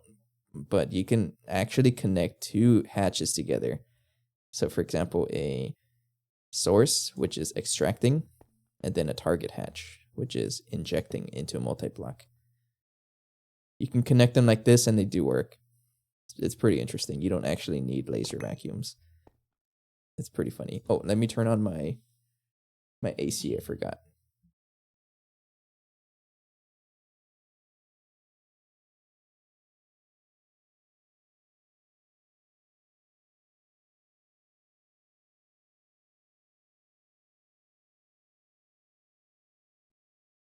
Hey, Jericho, you just missed it. I did a jam session. It's okay. It's okay. It's okay. But yeah, you should be able to connect the lasers directly to each other. How's it going? So I was thinking about it, Jericho. How do I I shouldn't have said Well, anything. well.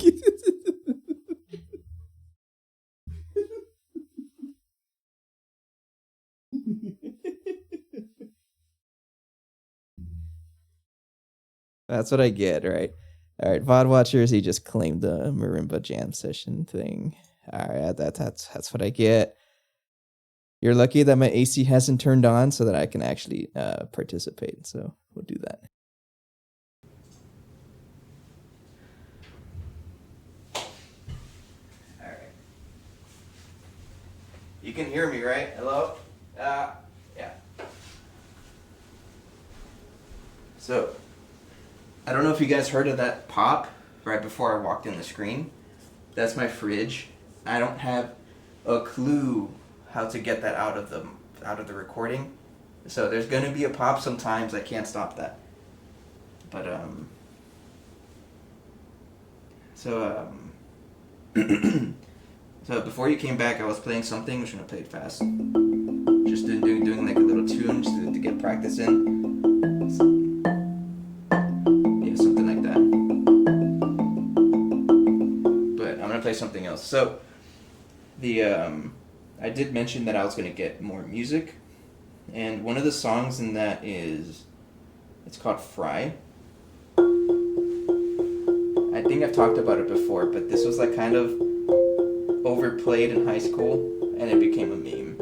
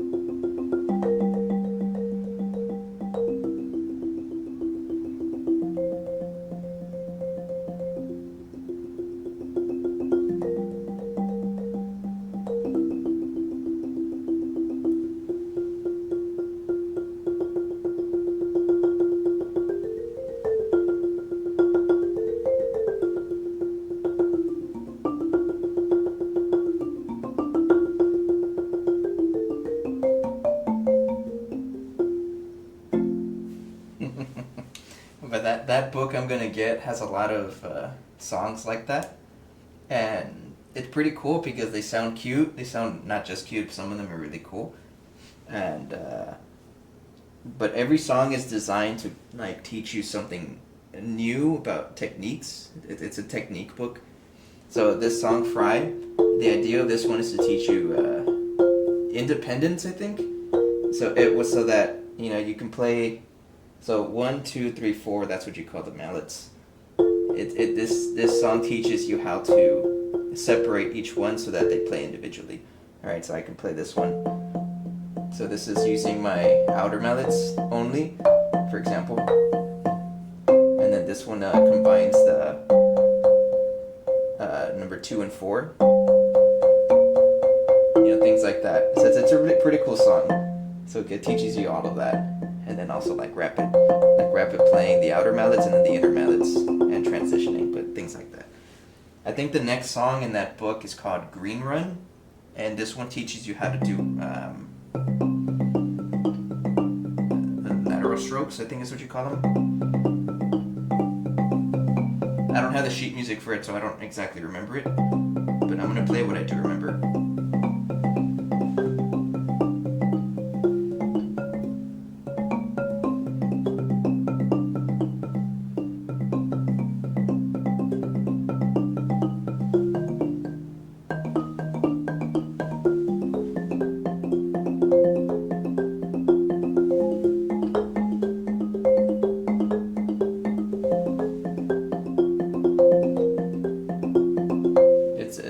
that song pretty much just teaches you the roles.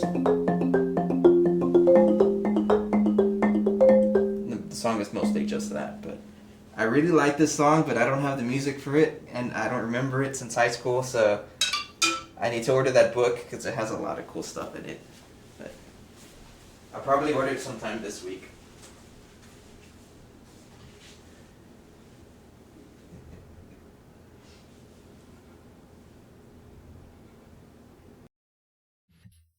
I'll tell you what, that whenever I get my own house and then I have like free reign to actually set up my stuff, I'm gonna have like a monitor so I can actually talk to people, because I have no idea what anybody is saying when I'm actually playing.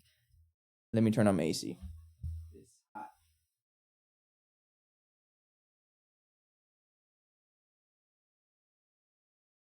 Man, the things I do for content, I turn off my AC because that thing will sound in the recording pretty bad. And I mean, it's really bad. It actually hurts your ears because of all the air going into the mic. Okay. Music. Clear my throat. Okay. Anyways, as I was saying, thank you for that, by the way. This is what I call cinema. But I'd love to do that. Like I need to get my own music, because all of like lately, what I've been playing, it's been the same things because I don't know too much. So a little bit of a background lore. I haven't played this instrument. So I bought one a couple months ago.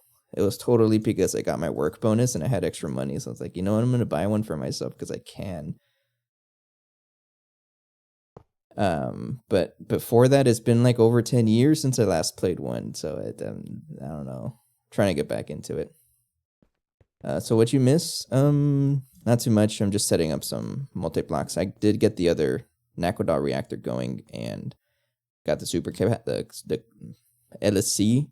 It does have UV capacitors and 8 LUV. So I'm pretty sure you're aware of this already, but this little setup is going to be powering itself and this line of machines and any new machines that I add, and it's going to be a power hog.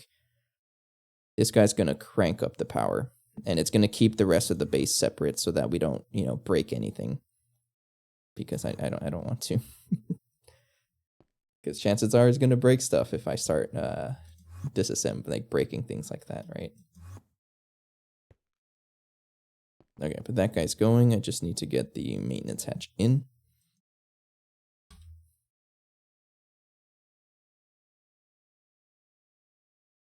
Do I not have it in my inventory? I guess not. Yeah, it's right here.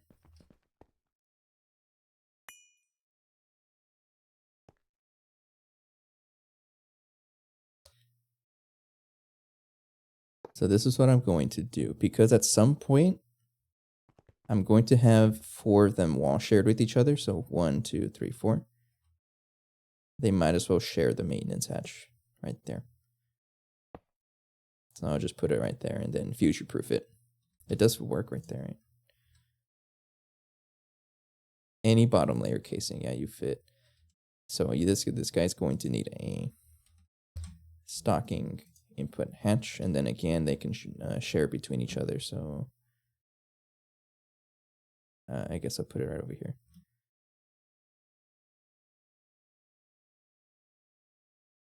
Yeah, right here. Right there. I mean, I want it to be symmetrical, so put it in the middle. Yeah, right there. Again, so that it shares with the other one whenever I set that up. So that's all you need, right? I also don't know if it even accepts stocking input hatch. I don't know. I imagine it does, though. So it says here the reactor will explode when there's more than one type of fuel in hatches.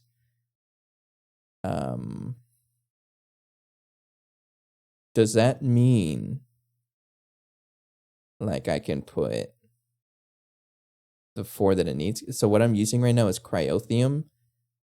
separation catalyst and liquid air and the fuel itself.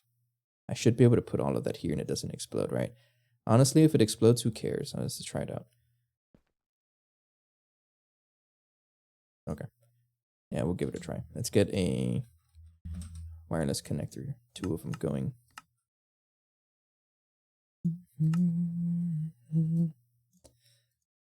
Be afraid of letting go.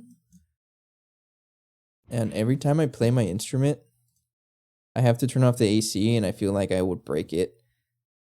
Like every time I turn off my AC, I feel like it's gonna break again because that happened last time where I turned it off and then turned it back on again, and I blew the capacitor, and had to call maintenance. It was pretty funny. So it's still weird that happened. So I'm always scared, but I have to do it because otherwise it messes up the recording. I have to do it. There's the gamer guy, my neighbor, screaming. I don't know if you guys heard him. I feel like you can. I'll look back at the recording. Oh my god! Let's go! You got him! Let's go! That's all I hear.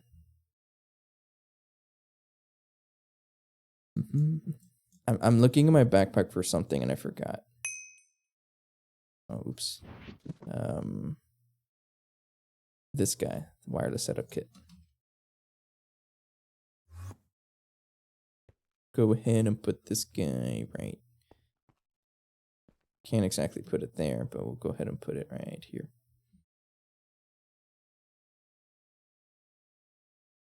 Sure, yeah, we'll put it right there. Don't be afraid of letting go. Giving up yourself will set you free. Set you free. Man, Dream Theater. I'm kind of salty that Dream Theater's only performance in Texas is in El Paso, which is like a 9-hour drive for me. That's not happening. If they were anywhere closer to me, I would have definitely watched them play. Again, I'm actually wearing a Dream Theater shirt right now. That's how much of a fanboy I am for them. Oh, man. It's a shame, though, because they played here last year, but they didn't play here this year. I mean, they're in only one city in Texas, and it's 9 hours away. Texas is too big for its own good. Okay, I guess we'll see if it blows up, but I want to give this liquid air. It's going to blow up, right? Watch this. And you also want atomic separation.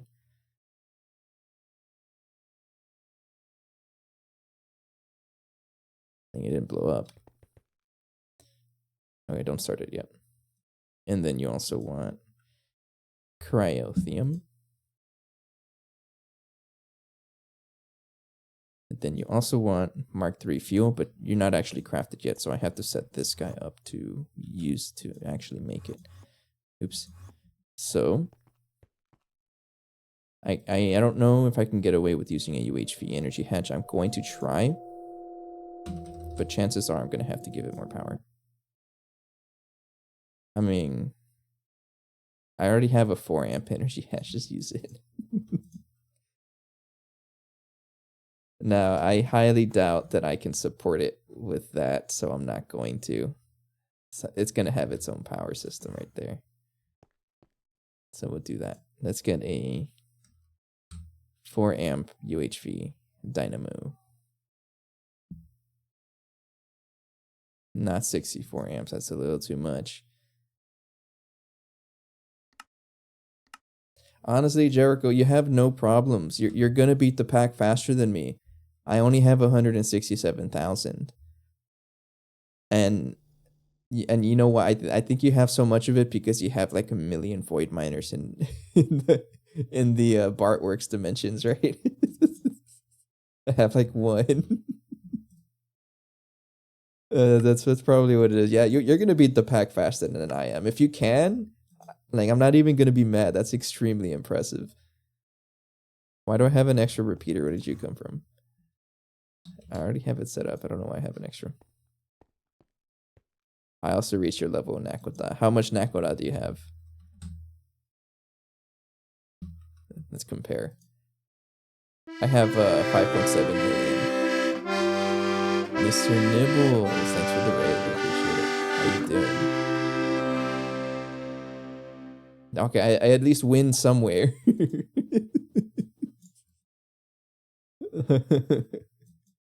Jeez, I have 22 million in rich Nakoda. Why? I'm not gonna complain. That's pretty good. I'm still in the 100Ks. You say that like that's a bad thing. It's really impressive. Wherever you're at is probably more than what I have. Yeah, I'm surprised I have so much in rich Nakoda. How you doing, Mr. Nibbles? I love your name, by the way.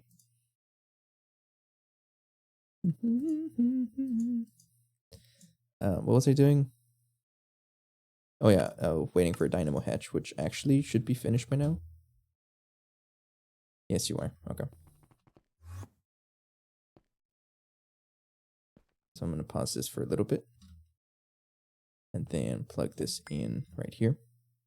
Dynamo Hatch. Right there. Okay. Just doing pseudo inversion sigil rituals, so just calming down after that.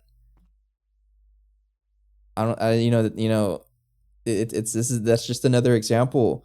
You guys are gonna beat the pack faster than I am because I haven't even done that. Yeah, I haven't done this. You guys will beat the pack faster than me. No problem. Not even lying about that. You'll get there. This guy does accept laser things. Yes, you do. Okay. So give this guy 4 amp energy hatch. I don't know. Oh, I guess you also need like inputs and outputs, right? Not strictly next. Excuse me. Not strictly next. I can't talk. It's not strictly necessary. Just a fun little thing. I got you.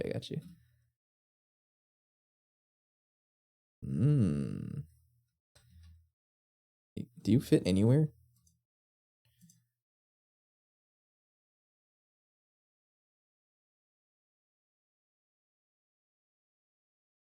The casing's adjacent to field restriction glass. Let me get out of here. Get me out of here.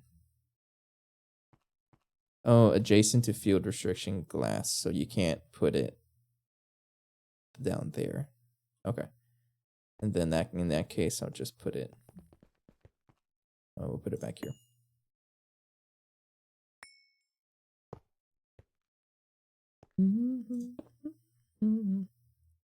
So I would like to have you like that.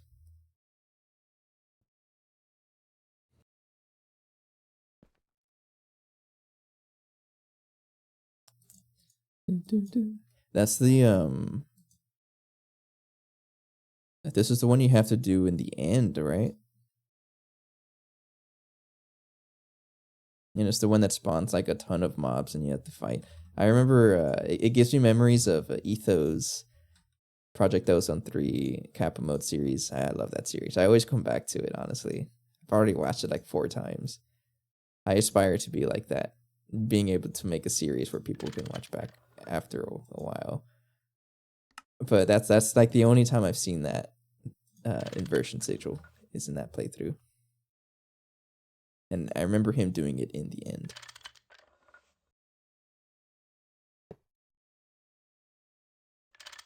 And the sun won't touch my face.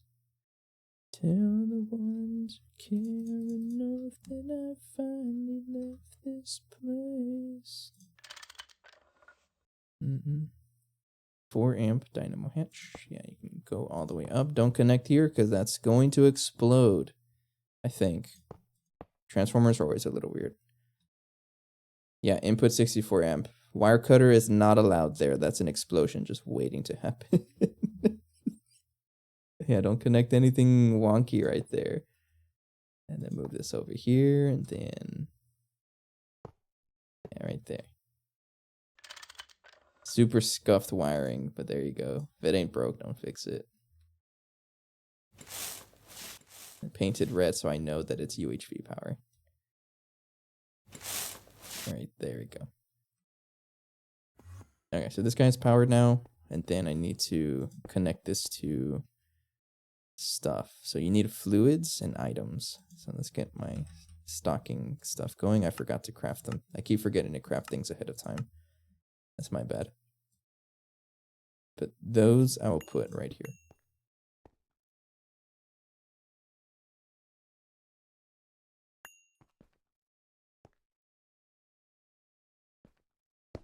Try to put a facade right there. Like that. How much channels? You have 30 channels. That's exactly enough. I only need 2. Well,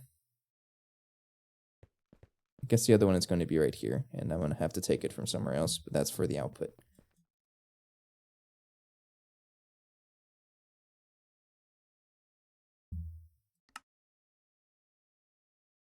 So what am I going to do for storage? How much fuel am I going to store? Am I going to craft it indefinitely?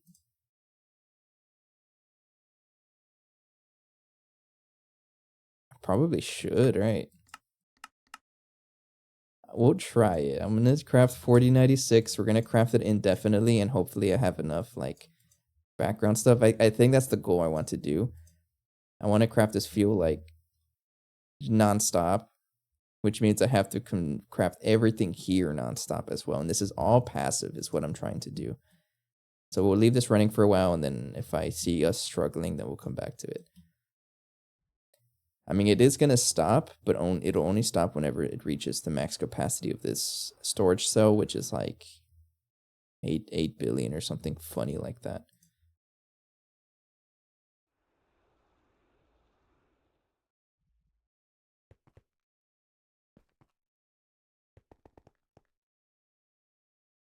There you go. And then I can tell this guy to accept that fuel. Right there. Okay.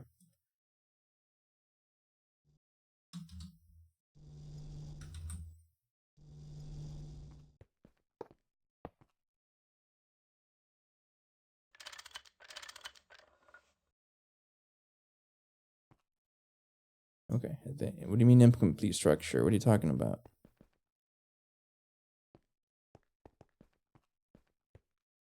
What? Oh, no, you're running fine. It just takes a while to update. Okay.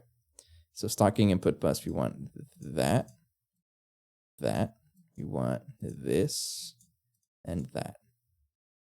And at some point I want to change this recipe to chromatic glass, but we can't really make this very, very fast. It takes forever, so no thank you. This guy wants that and that. Okay, so we can craft it now, but we need to actually output it. It's only going to make the fuel. Is there like weird rules to this that I have to watch out for?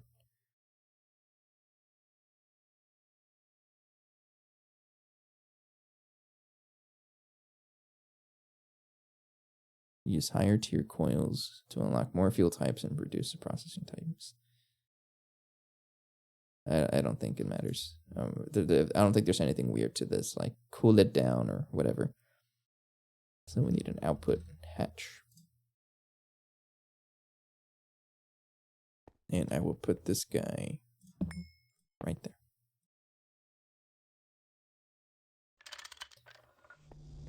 But I do need to get a channel from somewhere.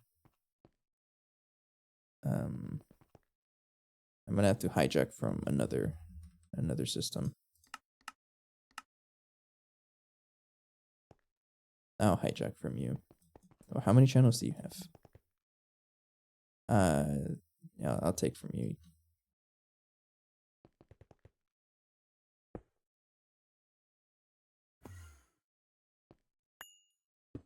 Okay.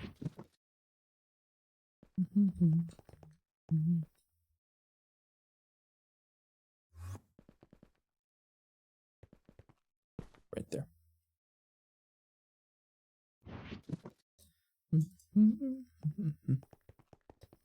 Okay, so if I try to make some...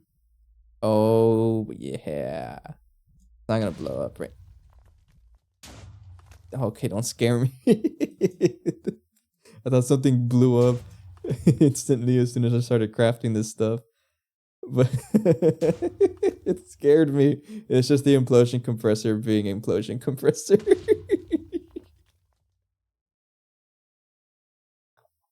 Oh, that's funny. You're getting muffler upgrades because you scare me. There you go. You jumped? Is it that loud? I'm sorry. It's not loud for me. Okay, but the plan is to make this run indefinitely. And then I'm going to leave this running and then come back later on and see how much our resources are damaged by this. But I would love for this to run nonstop. Okay, so I should be able to tell this guy to also accept this. Okay, and then, oh, you need a laser? I'm not going to power it up yet. Let me dump my inventory. I got too much stuff on me. Need a laser vacuum pipe. Right there. It's funny. And then because that is a UV laser, there we go.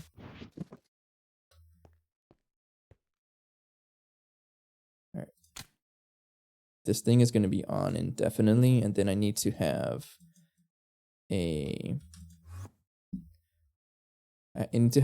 redstone transmitter. So does anyone have a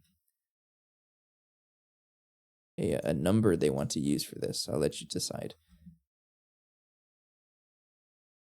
I know someone's going to say 69 because that seems to be a common one, but no, I already have that. I need a frequency, in other words. And this one is going to be for big power.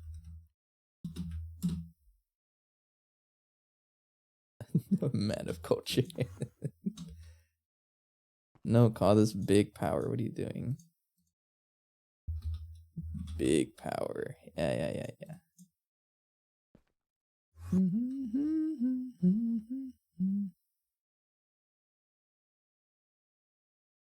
All right. I can't use letters, right? I'll call this 7285 because it's Mark III. 7285. No, 7285. Thank you. 7285, and then save it on my little document over here so that I don't forget about it, because I absolutely will forget about it.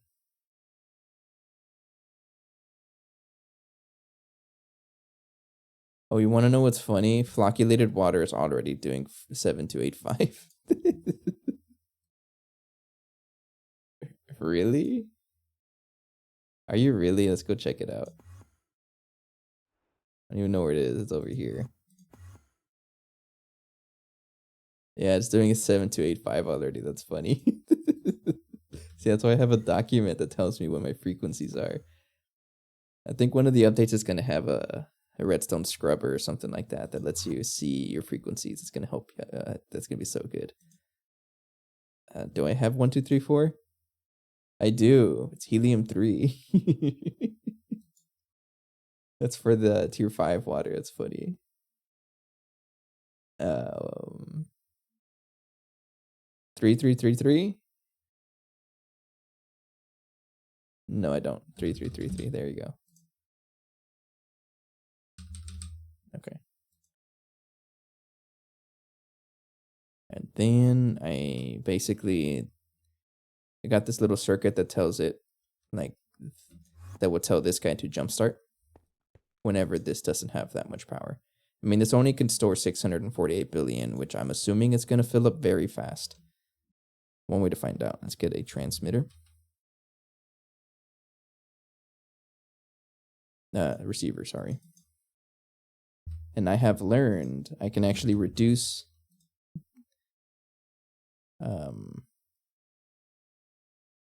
I can reduce the amount of wires by using an internal receiver. For example, if I check this network over here, oops, I went too far. I'm using a machine controller and a wire and like a gate and a whole bunch of stuff, but no, I can just use an internal receiver for this instead. So this is going to be on 3333 analog mode because it's the only one. And it is now generating power. Let me turn it off because it's also giving me depleted fuel and it has nowhere to go and I don't want it to waste. So I need an output hatch. Because we can use that depleted fuel for some stuff. Sir, turn off. Thank you. And then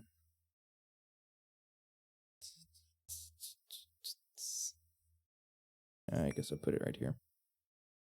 Output hatch. But confirmed it does work with all the fluids in one. Just don't put more than one fuel because I think it says it explodes and I'm not going to try that out. Okay.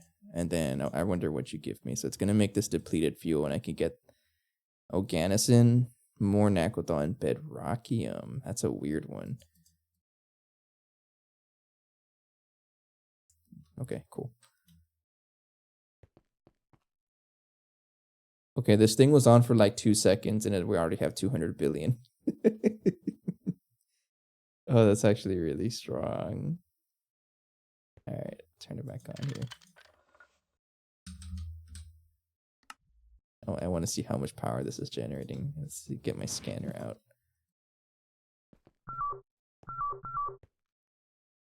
Oh, man. This man is really strong. 418 million? That's like quadruple what I'm generating right now.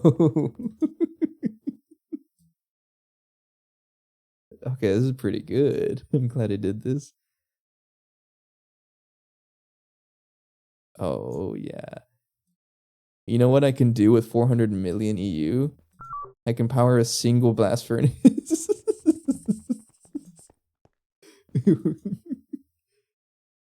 Fast neutronium. Nah, I'm not gonna do it like that.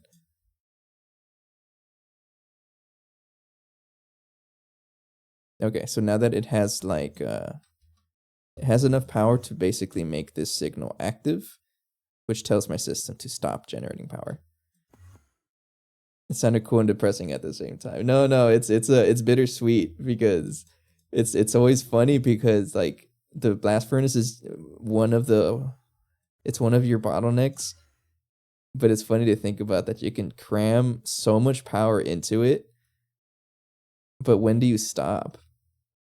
Are you just gonna match it to whatever power you're generating, so that you never actually progress because you're just eating all the power anyways? That's just funny to think about. But we got big power now. Nice. And then it shut down, and then I'm gonna keep crafting fuel. That barely used any fuel. It didn't use any fuel, honestly. Oh, that's so good. Now we have 600 billion in here, and it's not doing anything except just draining itself for no reason.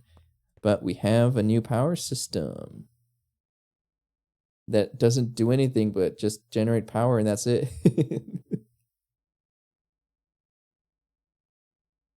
So I think with this, I'm a little more comfortable with actually consuming it.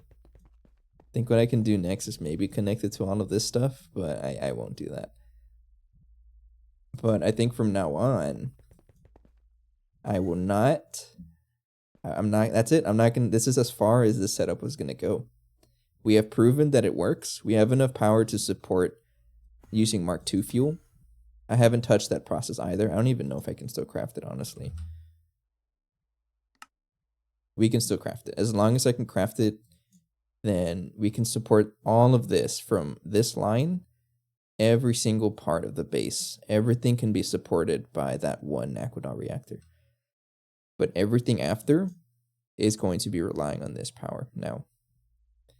And this is what I'll be focusing on. Trying to make the Mark III fuel work. And honestly, that's probably what I'm going to be doing from now on whenever we get Mark IV. Just upgrade it even more, right? Who knows? But from now on, yeah, any new system, any new machine we have is going to be here. Which does mean let's start building some active transformers down here.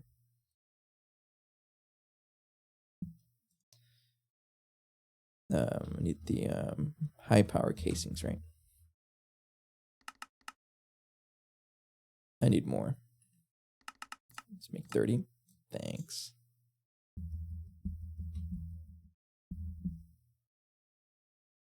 And let's try to make these laser hatches as well. I don't know if I should future-proof and use bigger hatches or just stick with the UV ones. What do you think?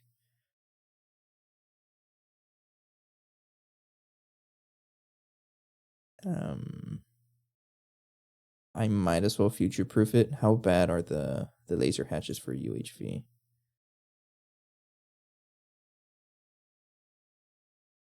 So this is what I'm talking about. I'm using UV 16384 amps to move my power around, but I don't know if I should future-proof it and use the next tier. So the UHV ones, the 65,000. I think that's the next one. I just use that to move my power around.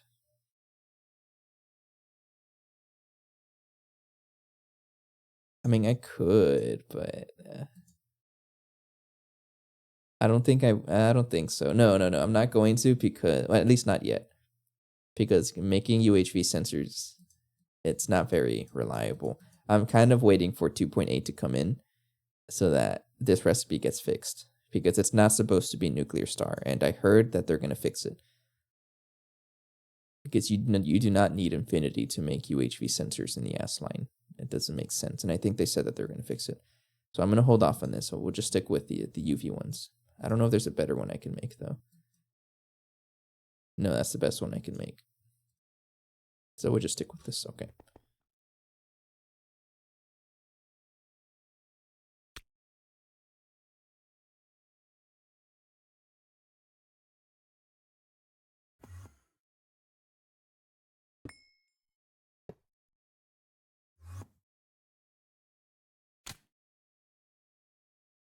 Just ate all of our power straight into here.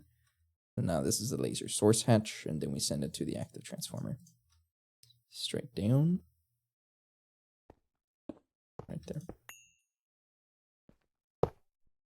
And I am missing the superconducting coil.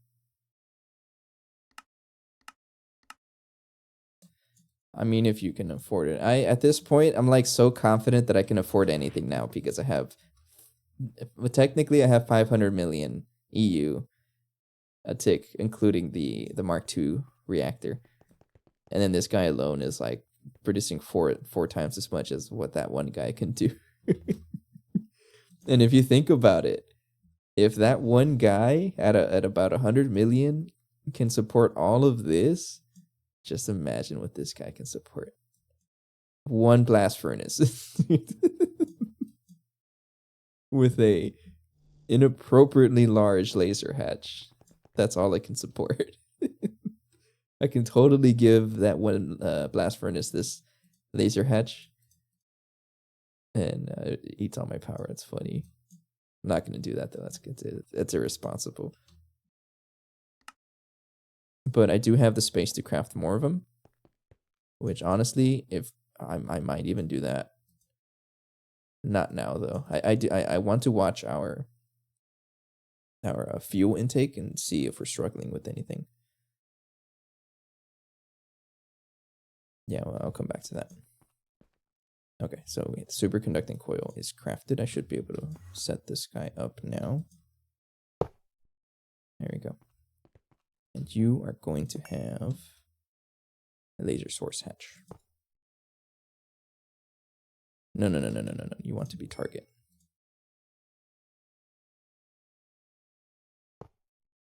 And then get some lasers.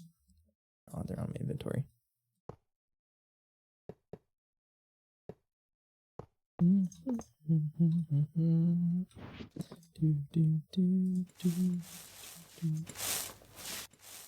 we go.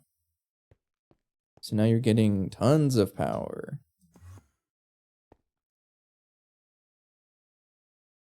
And this guy had to spend a little bit of power to actually fill up the buffer of both of these. And now you have power. I'm gonna turn it off though because it's wasting power for no reason. Okay. So exactly what next? I think at this point I want to start focusing on finally making progress, and then we'll see where our issues lie.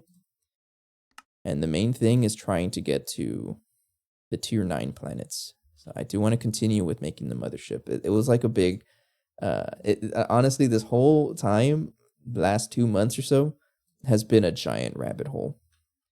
Because I made the schematic a long time ago. I'm surprised I was able to afford this, honestly. And now we can afford this even better. But to build the actual tier 9 stuff, it's a little pricey. Let me see. And then I was like thinking about it, and it's like, oh, we can't really support it. Oh, that's right. We needed Kevlar, and I need to unlock the quest for that, which is in CPM or UV. Kevlar, which we have bees for that. So I can just ask for it. Thank you. If you don't feel like automating a 52-step chemical line, you can look at the Kevlar bee. That's literally what I did. So that means I unlocked the quest here. And I promise space elevator will be soon. I think once I get to tier 9 is when I start setting up the space elevators. It's very late, I know. But what I'll say is that if I run out of resources before the mothership, I'll set up space elevator next. But let's try to get all of this crafted. It looks like we should be good now.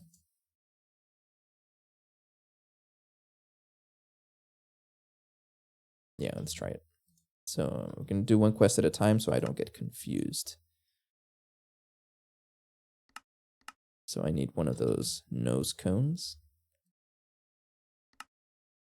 in the ass machine. Circuit 4. You don't have space, really? I mean, it's never a good idea to remove recipes, so I'm going to do it anyways. I don't think I need those heat sensors for too much stuff. Okay. I would like one. Oh, no. Okay, so this is where I probably want to start setting up.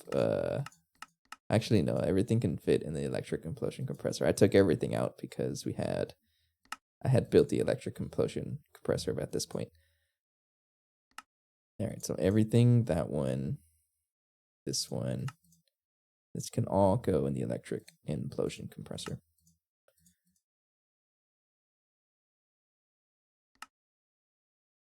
There we go. And we got a lot of pattern space here as well. And thin lightweight plate is also one of you. Inverted red cage lamp.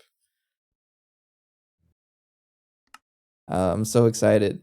Honestly, like I don't know if it's showing in my voice, but I'm excited because it's a new phase. It's been a while.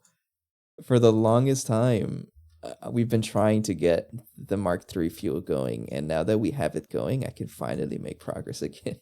That was a big rabbit hole we put ourselves through. But we finally got out of it. What is that? I don't know what that is.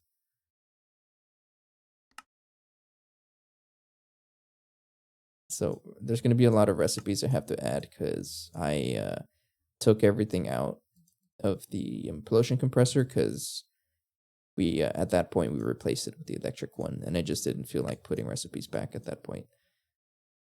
But now we can. So it's going to be a lot of patterning.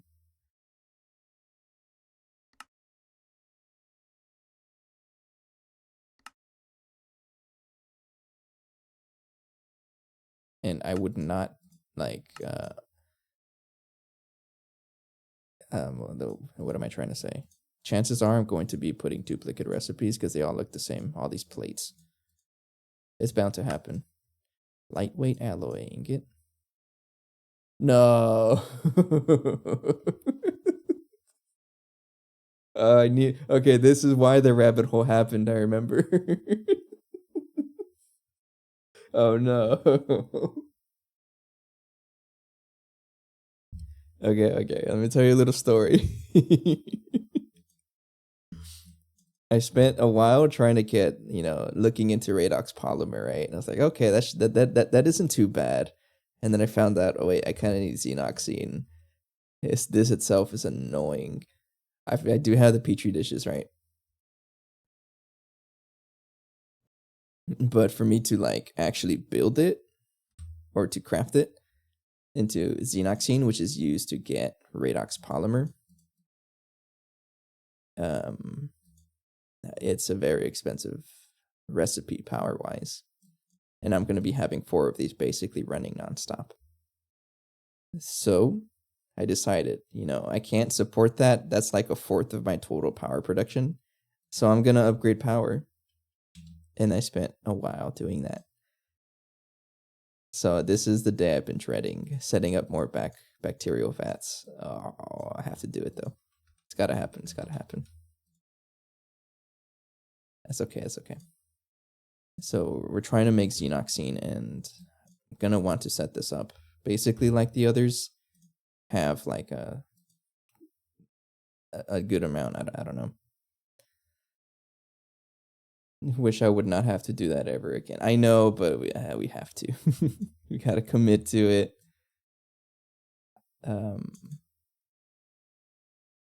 But the good thing is that everything that is used here is kind of cheap. So I'm not really bothered by it. Really. Yeah, it's not too bad. But it's still got to happen. So that recipe, I forgot. This recipe itself needs to be on the book market. Needs glass UV tier. So in other words, I need to craft 32 times 4 is 2 stacks, 128. So I need that much UV glass. Go ahead and craft that, and then I need like a bunch of stainless steel. I have 3,000 for whatever reason, so I'm okay with that. And that's like pretty much it, right? Yeah.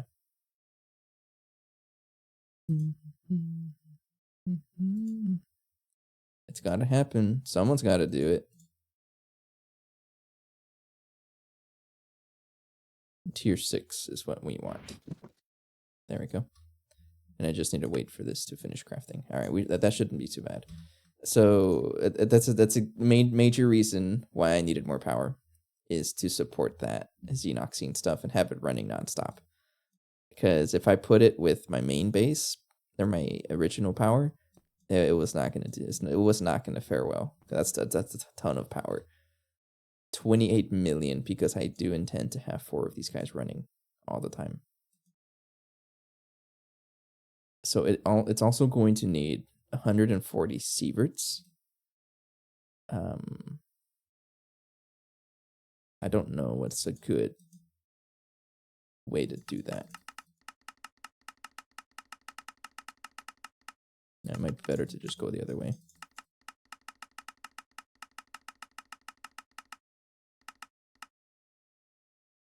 It was 140, right?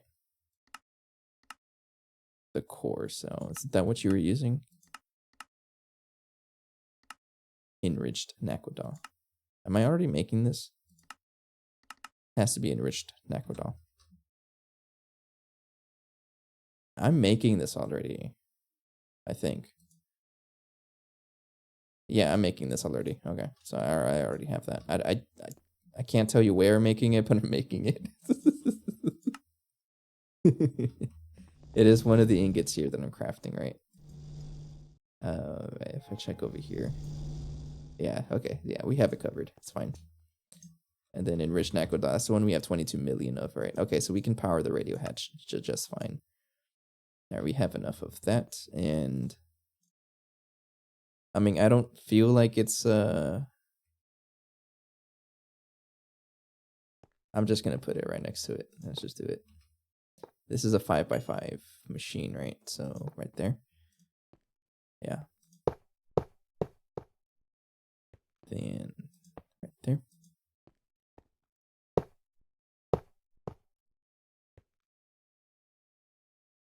Is that how I built it? Where are the others? Yeah, oh yeah, that's how I built it. I've been dreading this day, honestly, but it's time. It is time. It's okay. Because at the end of this, we're going to have a new plastic. And it's going to be one of the biggest gates that we have finally opened. Redox Polymer is going to open up so much stuff for us. So it is completely necessary to do something like this.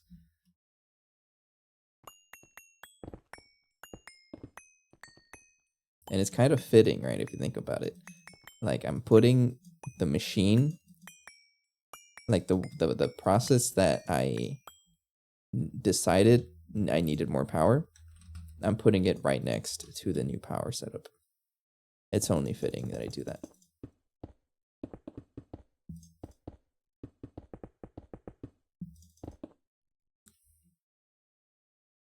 You guys saw that, right? I'm not going crazy.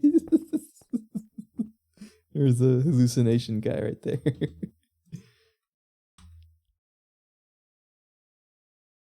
I have video proof. There's a dude there.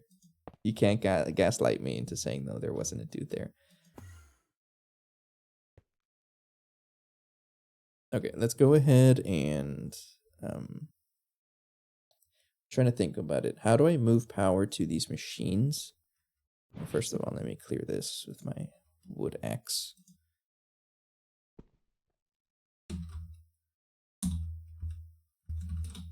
Okay, just a little bit easier. How do I deliver power to these machines? No idea. So this guy needs UEV power. That's a lot of power. And I don't know, at least I don't think the bacterial vats work with lasers. No, so I think I'm going to have to give them UHV energy hatches. But like these. So there's going to be 4 of them, and I need 2 per, so I need 8. This guy's going to take 8 energy hatches. Honestly, not too bad. We've crafted so much more expensive stuff, and I do have like, I think I crafted a ton of the BioWare circuits. Oh, we're down to that much. Oh, that's okay. I can always craft more when we need them. So this guy's going to have 8 energy hatches, and I need to figure out a way to move power across this guy. And honestly, I'm starting to consider infinity wires. But I don't know how I feel about this, because that's a lot of infinity ingots. And infinity wires pretty much is like, you can always move power around.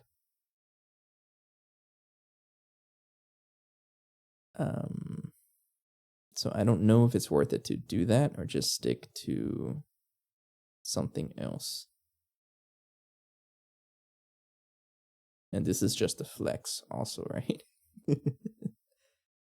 At least I'm going to get a 64 amp dynamo hatch for... I already have one, okay. For this transformer, and it's going to move the power wherever we may need it.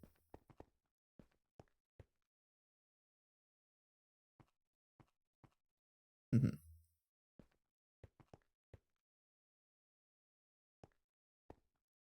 I'm probably just going to put it up there, honestly. Well, not there, because that's where we move power around that. I guess I'll put it like right here. You're not running, right? No. There you go. And now you run. So if I'm going to have 64 amps of UV or UHV power, the HSSS stuff is super cheap. but I don't think. Oh no, we do. I can use 12x HSS cables to move 64 amps of UHV power, so we'll just do that. And I need to set up a recipe for you. There we go.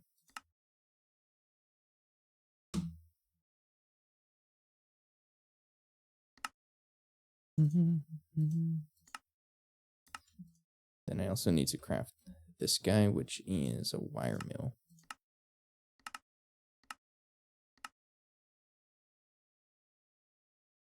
That's circuit 8, circuit 12.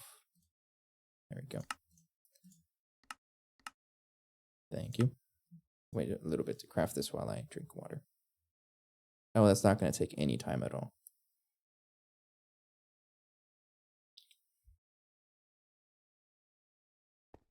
Okay, I guess while we're waiting for these energy hatches, I mean, it's going to finish. It's not taking too long. I can probably increase this crafting as well, but that's fine. So let's get this set up. I don't know if I want to set it up the same as this because that looks annoying to set up. But I honestly might. First of all, I'm going to need a radio hatch, and I might as well just use the UV one because I can. Set this up like right there. There we go. And then I'm probably just going to take a picture of this, honestly. I'm going to have to still come back here to refer to it, but I think I am just going to commit to it, set it up the same way. So this guy has an interface right there.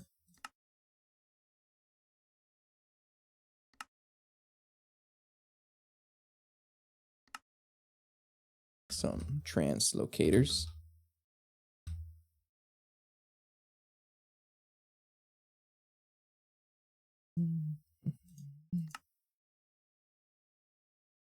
Then the interface goes right there. Right there.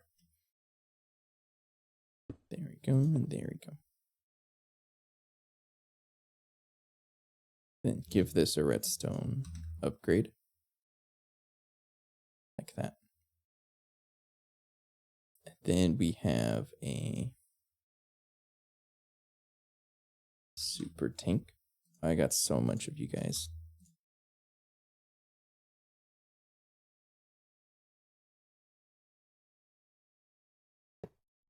I'm trying to think if is there a way for me to just be lazy? Like, can I set up a little something so that it's not really like exact, I guess? There's probably something I can do that's really simple, right? Because this whole setup, it works, but then it just stops working, and I don't know why. So something that's not really like an issue. Yeah, I think I'll set up something simpler. It doesn't have to be complicated, so let's think about it for a little bit. And I did set this up before. I do remember. And I guess we will use a super tank still. Just to turn it off and then back on. So I think the idea is that we are going to have the output hatch, which with some fluids. And then I should see how much that this is going to craft. So this guy's going to be crafting outputs up to that much amount. So 20,001. So I need to have it half plus that hatch that can support that much. So if I look at HV, that can't support it because half of that is 16,000 and then plus 20,000 is over 32,000. So HV is probably the one that I want. HV is 32 plus 20, which is 52. So that one's okay. Now let's make a bunch actually. Okay, so the idea here, I think, is to have the output right there. And then I believe they're regulated. Yeah, we'll try this.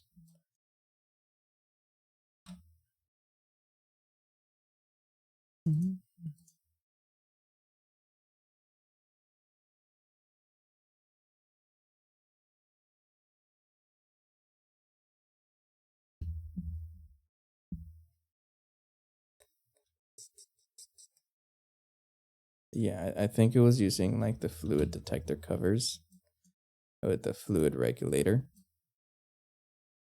So if I plug in this guy like that and then use machine processing state, I'm gonna have to connect this to a machine controller. But I might be able to use internal stuff like the wireless stuff. So this is kind of like a little experiment. I want to see if this works. So if I try using internal receiver and a wireless fluid detector cover, who knows, this might just be the answer I'm looking for, right? And then if because it doesn't have to be exact, because I've already shown before that no matter how much effort I do to make it look good, it's gonna fail somewhere. And if this is running nonstop, then it literally doesn't matter. Who cares for a little bit of error? And let's have another like tank. Well, I guess we can use this tank over here. Like that one. So I want this to use machine processing state. So if I were to give this some fluid, we can play with phosphorus because I just have a lot of this stuff here. I did not mean to paint you, but I guess you're painted. Okay. So it's not going to output because the fluid regulator does not have the correct processing state. But if I were to give it a fluid detector cover and read like 1,000 or something like that. So it does have 1,000, so it's able to see it. But let me give this like a weird frequency, like 9999, just to do some testing here. And then set this to analog mode, and then maybe 9999.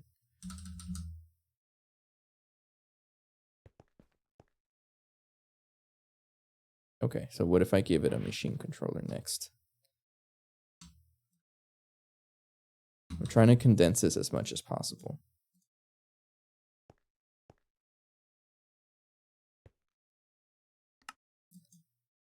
Yeah, it just doesn't do anything. So I'm pretty sure it's working already because it does have the power, but maybe it just needs a controller. Enable with redstone.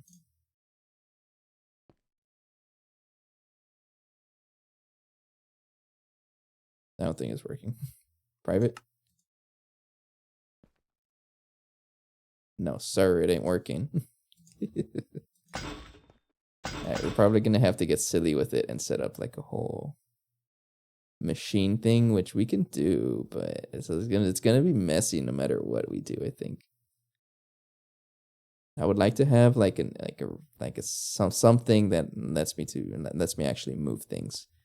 And we need 3 sides, and if I set it up, where even am I? If I set it up in the middle, like down here, we won't have access to 3 sides. But if I put it here, maybe the corners actually, then yes, we do. We have 1, 2, 3 sides.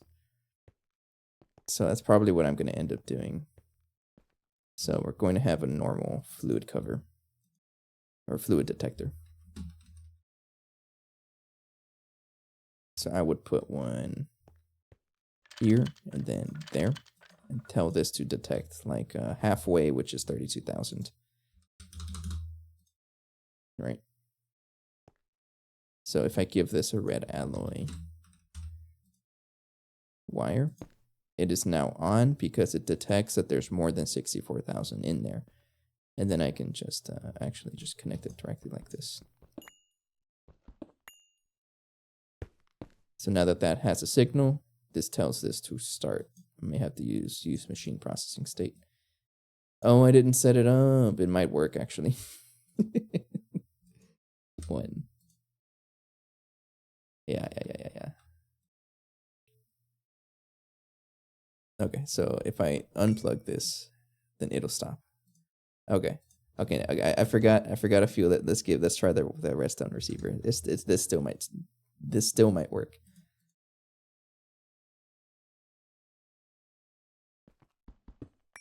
Now you guys are like seeing how I think about stuff. I'm gonna figure it out. So 9999 1000. Let's try 16,000. So now that is technically active. Do you just work?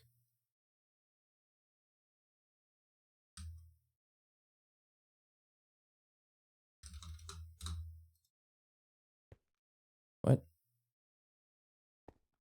You're not connected to anything.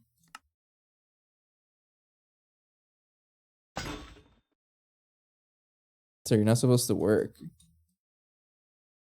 Use machine processing state.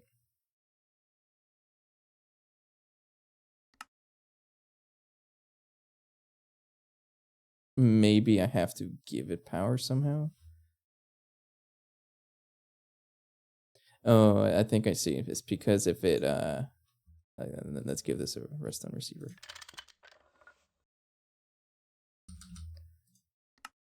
Because if by default, if there's no signal or nothing on here that tells it to accept the signal, it's going to be always on still. Okay, so it does work. So this guy prevents it from working because of how the redstone receivers work. I think it's just coded as a machine controller. So if I give this set this to 999 as well. Tell this 16,000. It is working now, right? So if I increase this by like, I don't know, 1,000 or something. I need to increase my regulator here.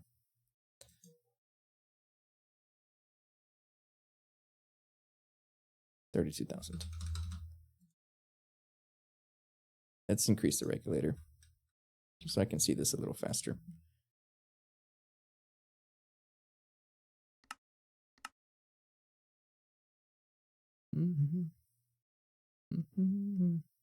Oh, I guess we'll see it. It's almost done. So I'm assuming that once it gets below 32,000, that it'll just shut off because it's telling this thing to turn on or to turn off.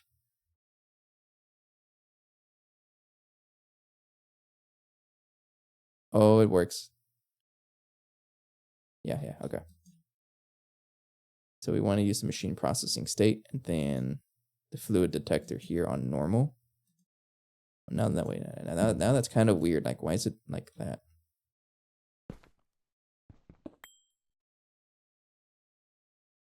I don't know, but I have to set it up like this. And let's say I put more, then it works.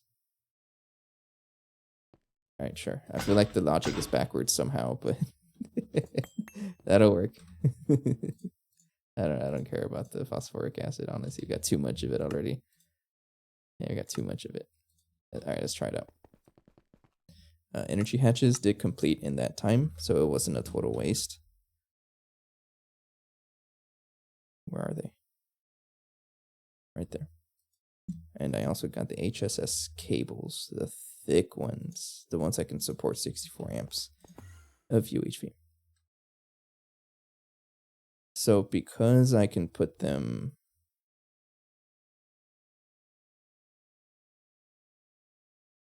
yeah. I'll just put them over here. The one in the corner. Like that.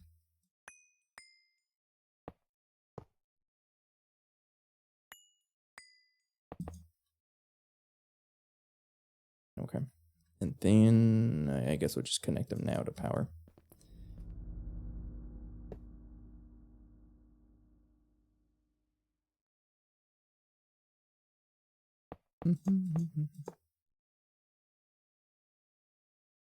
It's going to be a little bit of a mess trying to move power or connections all over the place, but it's got to happen. This is how I want the power, right? Yeah. Okay. So these are all UHV, so I can just plug them in directly.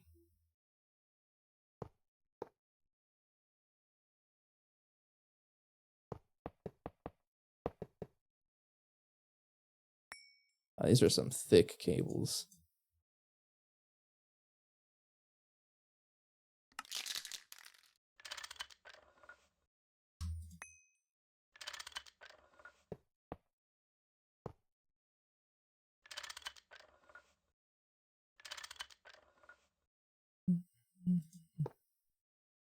Then connect to like that. Yeah.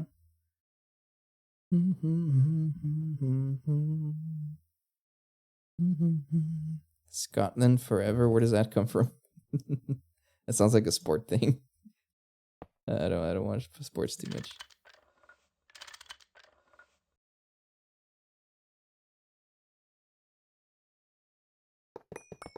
Tell you what, I can just clean it up a little bit right here. Hey Sniffity, we were talking trash about you earlier. To everyone else, Sniffity's a friend, so it's okay. How you doing, Sniffity? What's up? Immediately shows up and gets to smoke.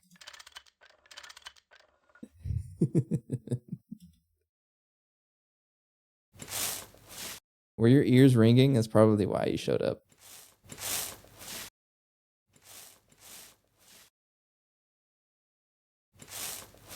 Oh, I don't like how this looks, but it's ew. It looks a little icky. Tell you what. Let's do this. Let's do this. I sensed bad chemistry. Yeah, that's the topic we were kind of having because well, I don't want to name names, but someone had said that the chemistry's like it's kind of cool that the chemistry's realistic in here. It made me think about you immediately.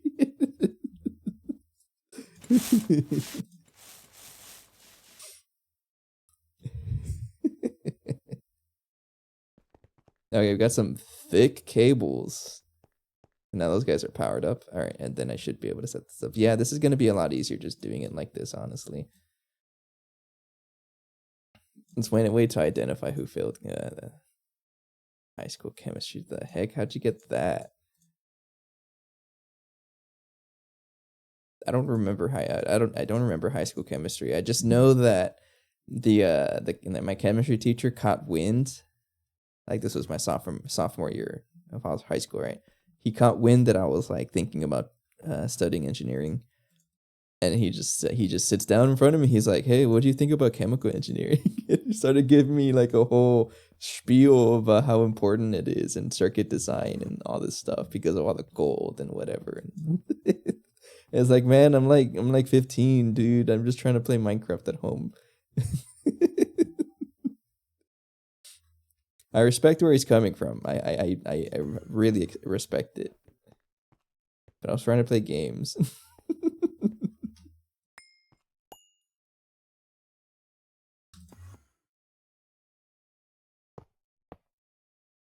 Yeah, so we're setting up these bacterial vats a lot more simpler than the mess we have with the other ones. I can check it out, like this over here.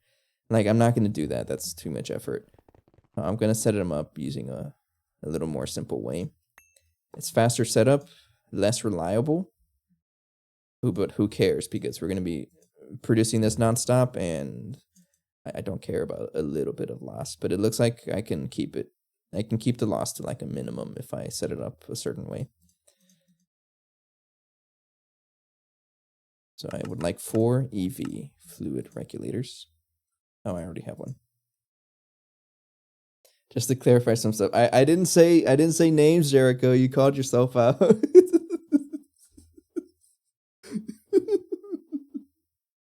was trying to protect the anonymity, but I'm not responsible what happens after this.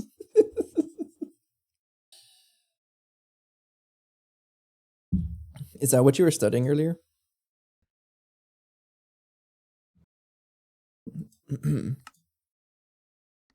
No, but jokes aside, like just studying this stuff. It's studying anything. It's such a such a cool thing. Help me try to understand.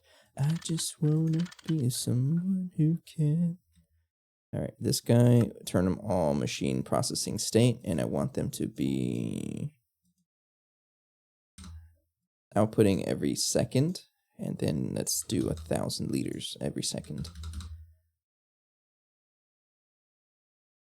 There we go. And then we'll just use this to do that. And make sure they are all working, right? Yeah. There we go. What do you mean incomplete structure? Your incomplete structure. Oh, it's because of the maintenance hatch. No, I put it up there. Yeah, it should be there. Professional ethics. Okay, so I know we all have like learning styles that we prefer, but the worst like style of teaching, if you can call it that, is people talking nonstop for a couple hours. I respect it. Like that takes skill to know something so well that you're able to talk like that much. I can't do that. Like I know Minecraft kind of well and I can't talk about that much. I respect it, but I can't learn from it. And that's on me. That's a me thing.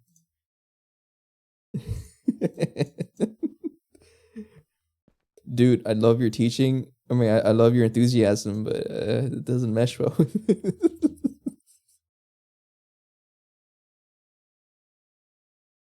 But we all have our ways of teaching, right? Me, my preferred method of teaching when I was in undergrad school was when the professor would draw, like whiteboard and marker. That is my preferred method. And colors helps me out so much. Prof has the very questionable ability to speak for hours on end while managing to escape any coherence or logic. That was my comment on teacher feedback. Thanks, Sniffity. You're a student that I would not want to mess with.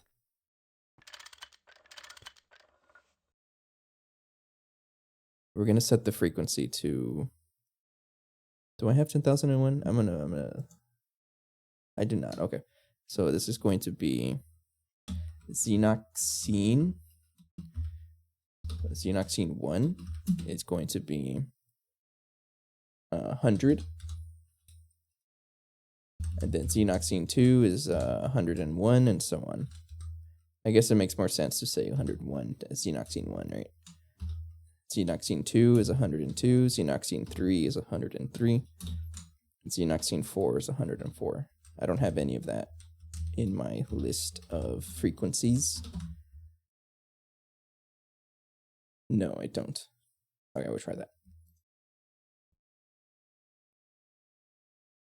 I don't know if I've ever left teacher feedback, unless if it was for a grade, and if it was, I don't remember.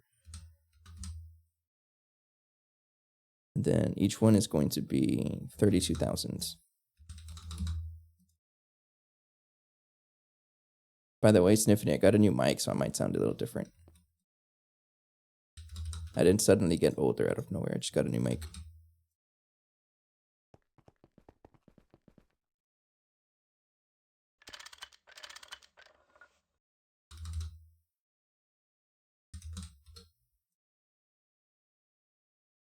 Oh, I did not mean to do that. It's fluid threshold is 32,000, and this one is 103. 104. 32,000. I've left some very detailed essays on teacher feedback. Honestly, I respect that too. More students should care. I agree. Just as much as more teachers should care. It goes both ways. But again, I can't say that I was one of those students that cared too much. I was not a good student. I'm gonna admit to it. I wasn't.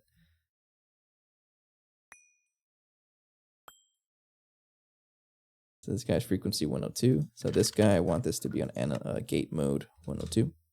Analog gate mode 102. Right, and then this guy connected like that. That should work based on the testing that I did a couple minutes ago. And then this one is frequency 101. So 101, analog gate mode. This guy's frequency 104, so 104. Analog gate mode. 103. 103. There we go. Oops. You're hollow in the inside. Speaking of caring, I think I told one very, very, very bad prof that it'd be better if they actually cared less and just let us read the material. Dang, Sniffity the nightmare student.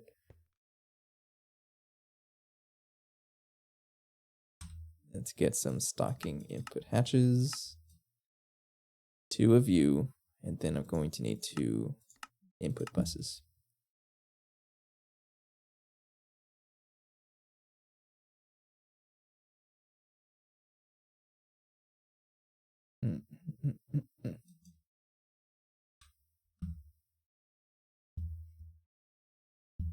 Let's get a conveyor for activities. Let's do this one. Yeah, EV conveyor, fine. We're crafting some stocking input buses. I'll wait for that. But next up is connecting the radio hatch, and I'm going to do it simple as well. I can probably just use a how do I say it? Export bus, right? I'm just gonna do an export bus. I don't care about nonstop supplying this thing. I don't care.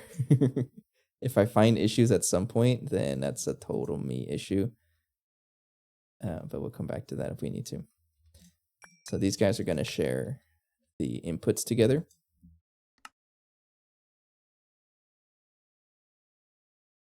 Yeah, I gotta wait for that. And then we need to find a way to push fluids into the super tank here. I'll go ahead and put it down there. Like that. And then we can have a storage bus right here.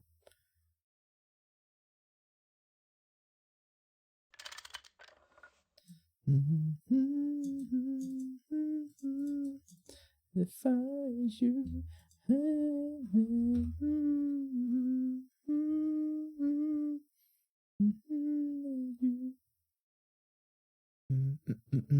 Those who understand, I extend my hand down for command and take me as I am.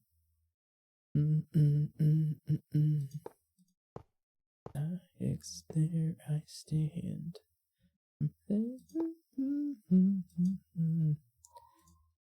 The heck was that? Someone just made a loud noise with the cars. I don't understand. I'm sorry, I don't understand people with very loud cars. I don't think I can ever do that. Cars are expensive as it is. Why are you trying to make it more expensive by I don't know, doing questionable things with it?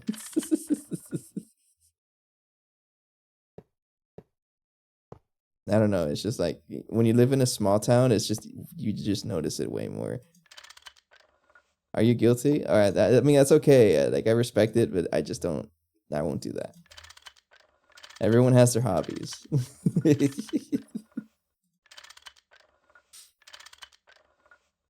There's a word for people with loud cars. What? Loud car people. I don't know.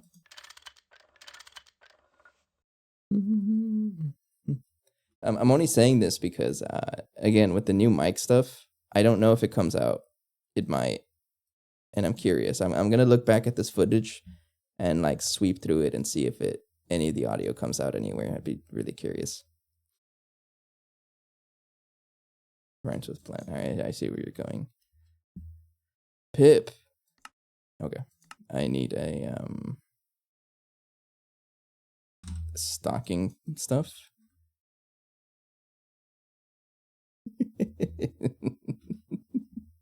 You're just vilifying the audience.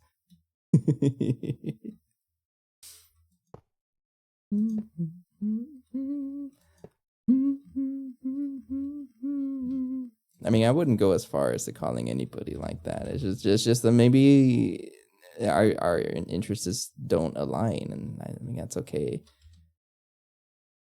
I'm just saying that I wouldn't have a loud car. I'm just trying to go by my day with a not so loud car.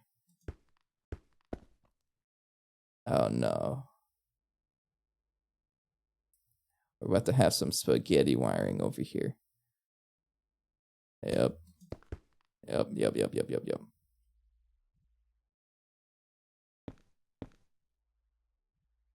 Burning's a peaceful man. It's true.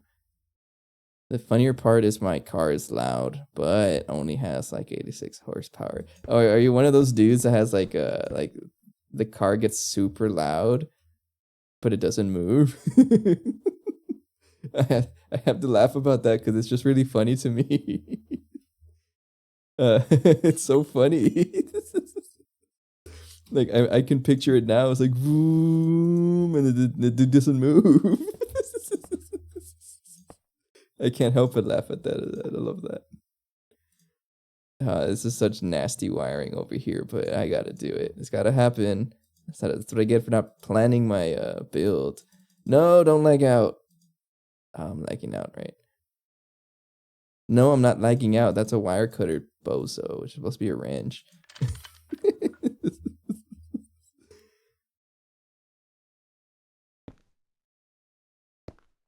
There we go. That's what it's supposed to look like. Right there.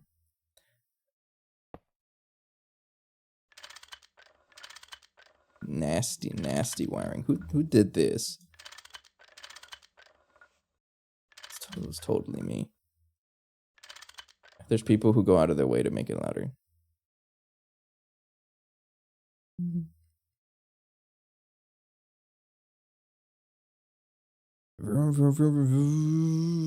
Dude, it's like midnight. Chill.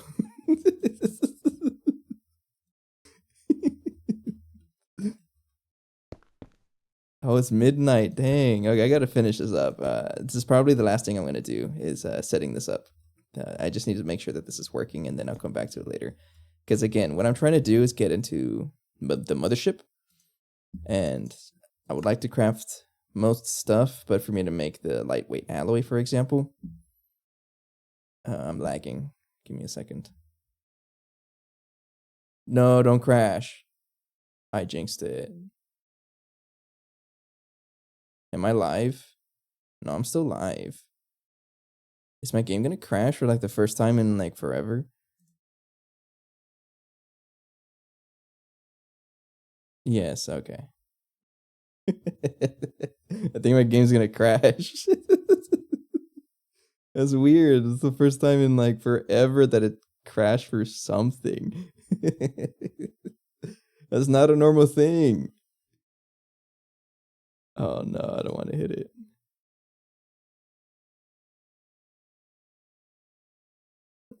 Speaking of RPM, I guess we can talk a little bit about that. So at work, yeah, this is like something that's really bothering me lately. So there's this one test that we do at work. All right. Well, first of all, like what I'm testing is a fuel pump controller, and it's our test bay or a test setup is simulating that. So we have a physical pump in our system that spins whatever, and we're supposed to spin it at 2,000 RPM at 6 volts, which is simulating like a low voltage fault. And if it's not able to kick up 2,000 RPM, then we just fail the unit. All right, that's kind of the background, right? So I'm having to update the test so that we step it up to 13.5 volts, which is like the engine battery. A normal car battery does that.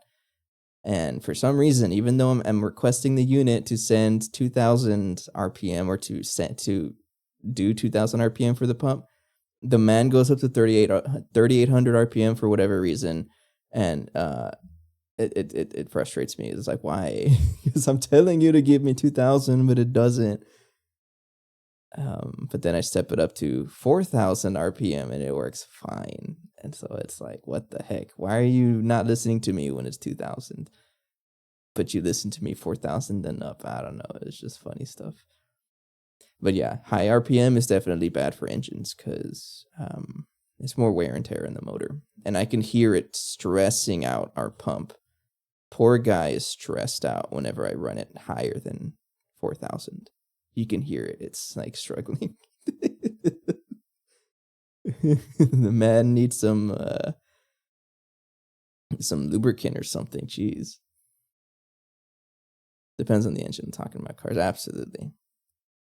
Okay, so straight up, I think GTH is just frozen. This thing has not done anything since that whole spiel about fuel pumps. I don't think the server crashed.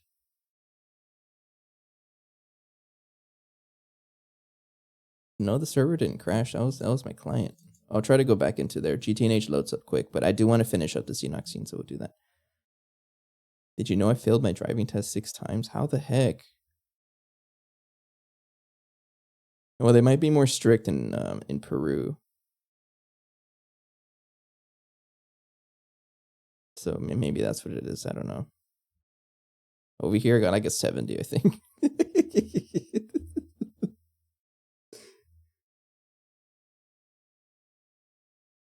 If you oh no.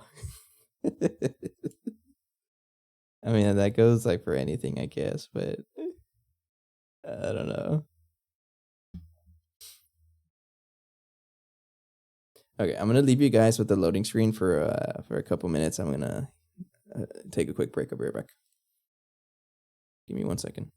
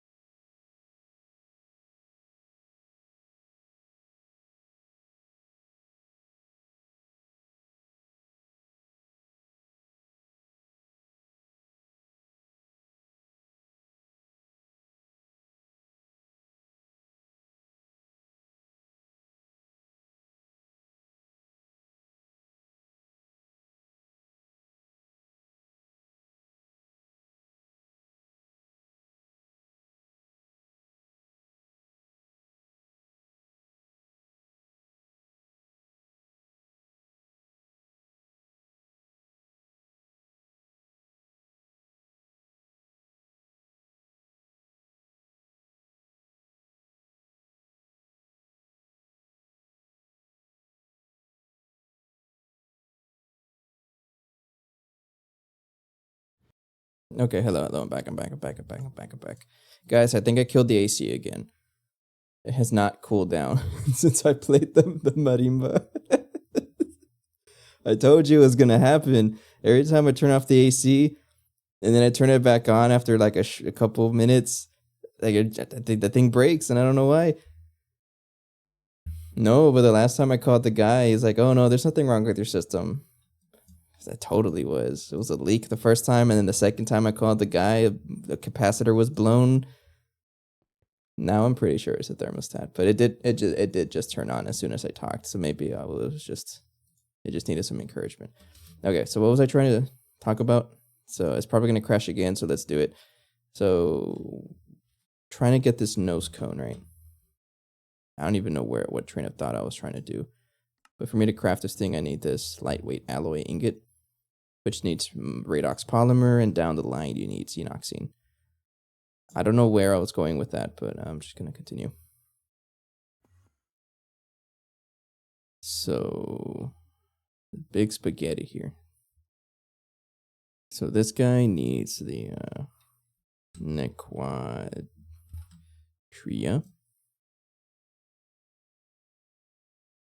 Enriched Naquadol.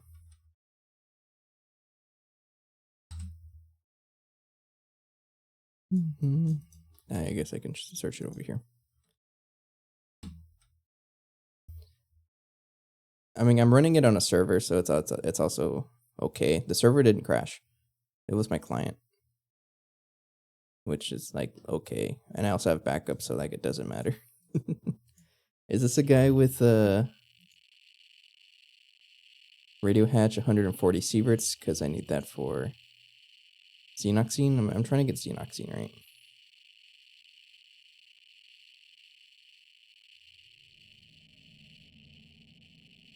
Oh, my bookmarks reset. I didn't have any of this. It doesn't matter. So I was trying to craft this stuff here. That's why I was confused when I logged in. My bookmarks, they went away. So this guy needs 140 sieverts. So there you go. I should probably make a muffler hatch or a muffler upgrade. I'm lazy. No, I shouldn't be lazy. Let's just do that. So that's iron plate and that. And circuit 1.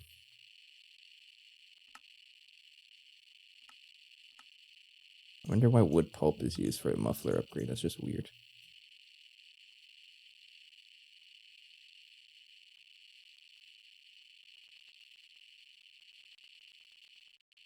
Unlocks the beat of my heart. Okay, sir, I need you to shush. You're a little bit too loud.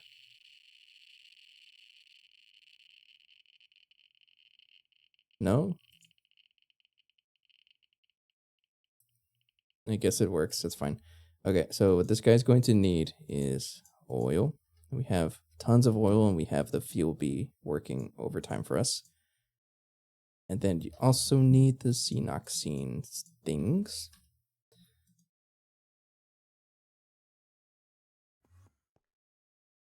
So 1, 2,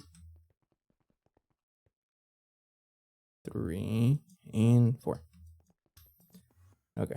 And then for items, you need antimony trioxide, which we are producing, and osmium, which we have level maintained. So we have basically everything now. I believe that's everything.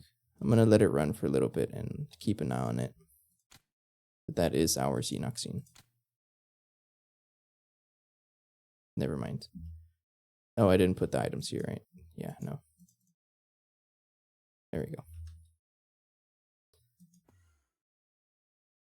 So we got xenoxine, and then just keep making it everywhere. Oh man, we got it. We got it. Heck yeah. Slow as heck recipe. But what's gotta happen, right? And then for us to look at xenoxine, give this a storage bus. A fluid storage bus. Right there. Don't you're gonna get filled with stuff, right? Yeah, you are. Right there. Filter to xenoxine. And then don't overflow void. And I think that's it. So it's a much simpler setup than whatever nonsense is going on with those two. And the other one is over there. Using fluid regulators and a fluid detector covers.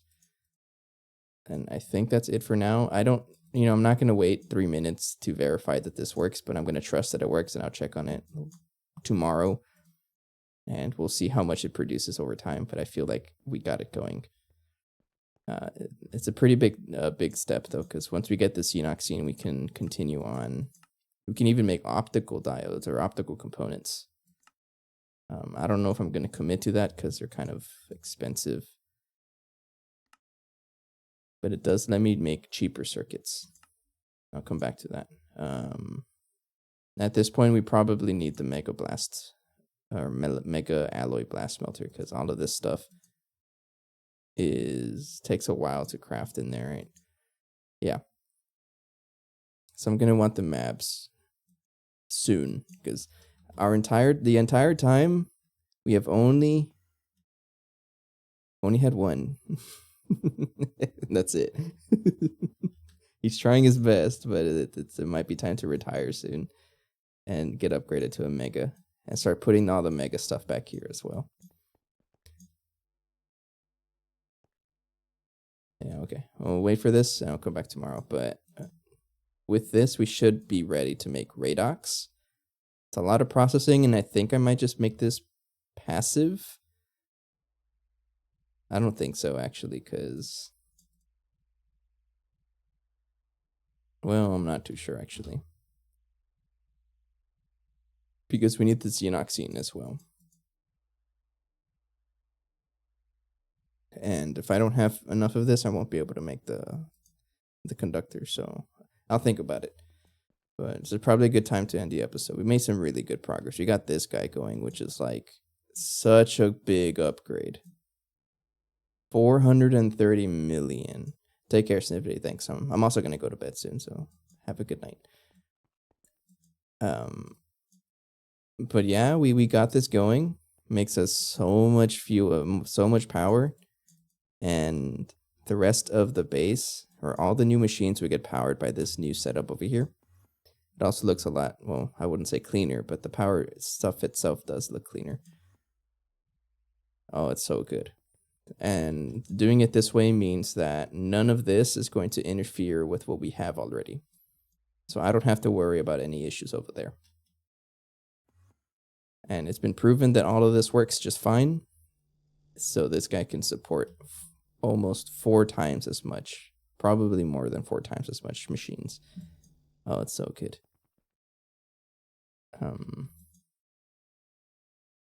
Okay, it's not taking out the fluids, which is good, and I think everything is good to go. But yeah, pretty good progress. Let's see if there's anyone else to raid. Okay. I guess some other closing thoughts I had. Yeah, this is a new mic again, so if there are any like audio glitches, I'll try to look for them. Take a look at the recording and see if I can fix them. So I'm still tweaking the mic, trying to get it working as I would like.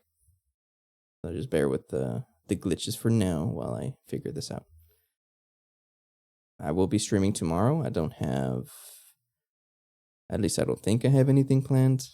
So if nothing shows up, then I will be streaming tomorrow again at around the same time. And then let's go say hello to... Oh, it's Jesse with A. I like Jesse with AZ. They're pretty funny. Let's go say hello there. Okay, I appreciate everyone's time and support. And I will see you guys tomorrow. Take care, have a good night, and bye-bye.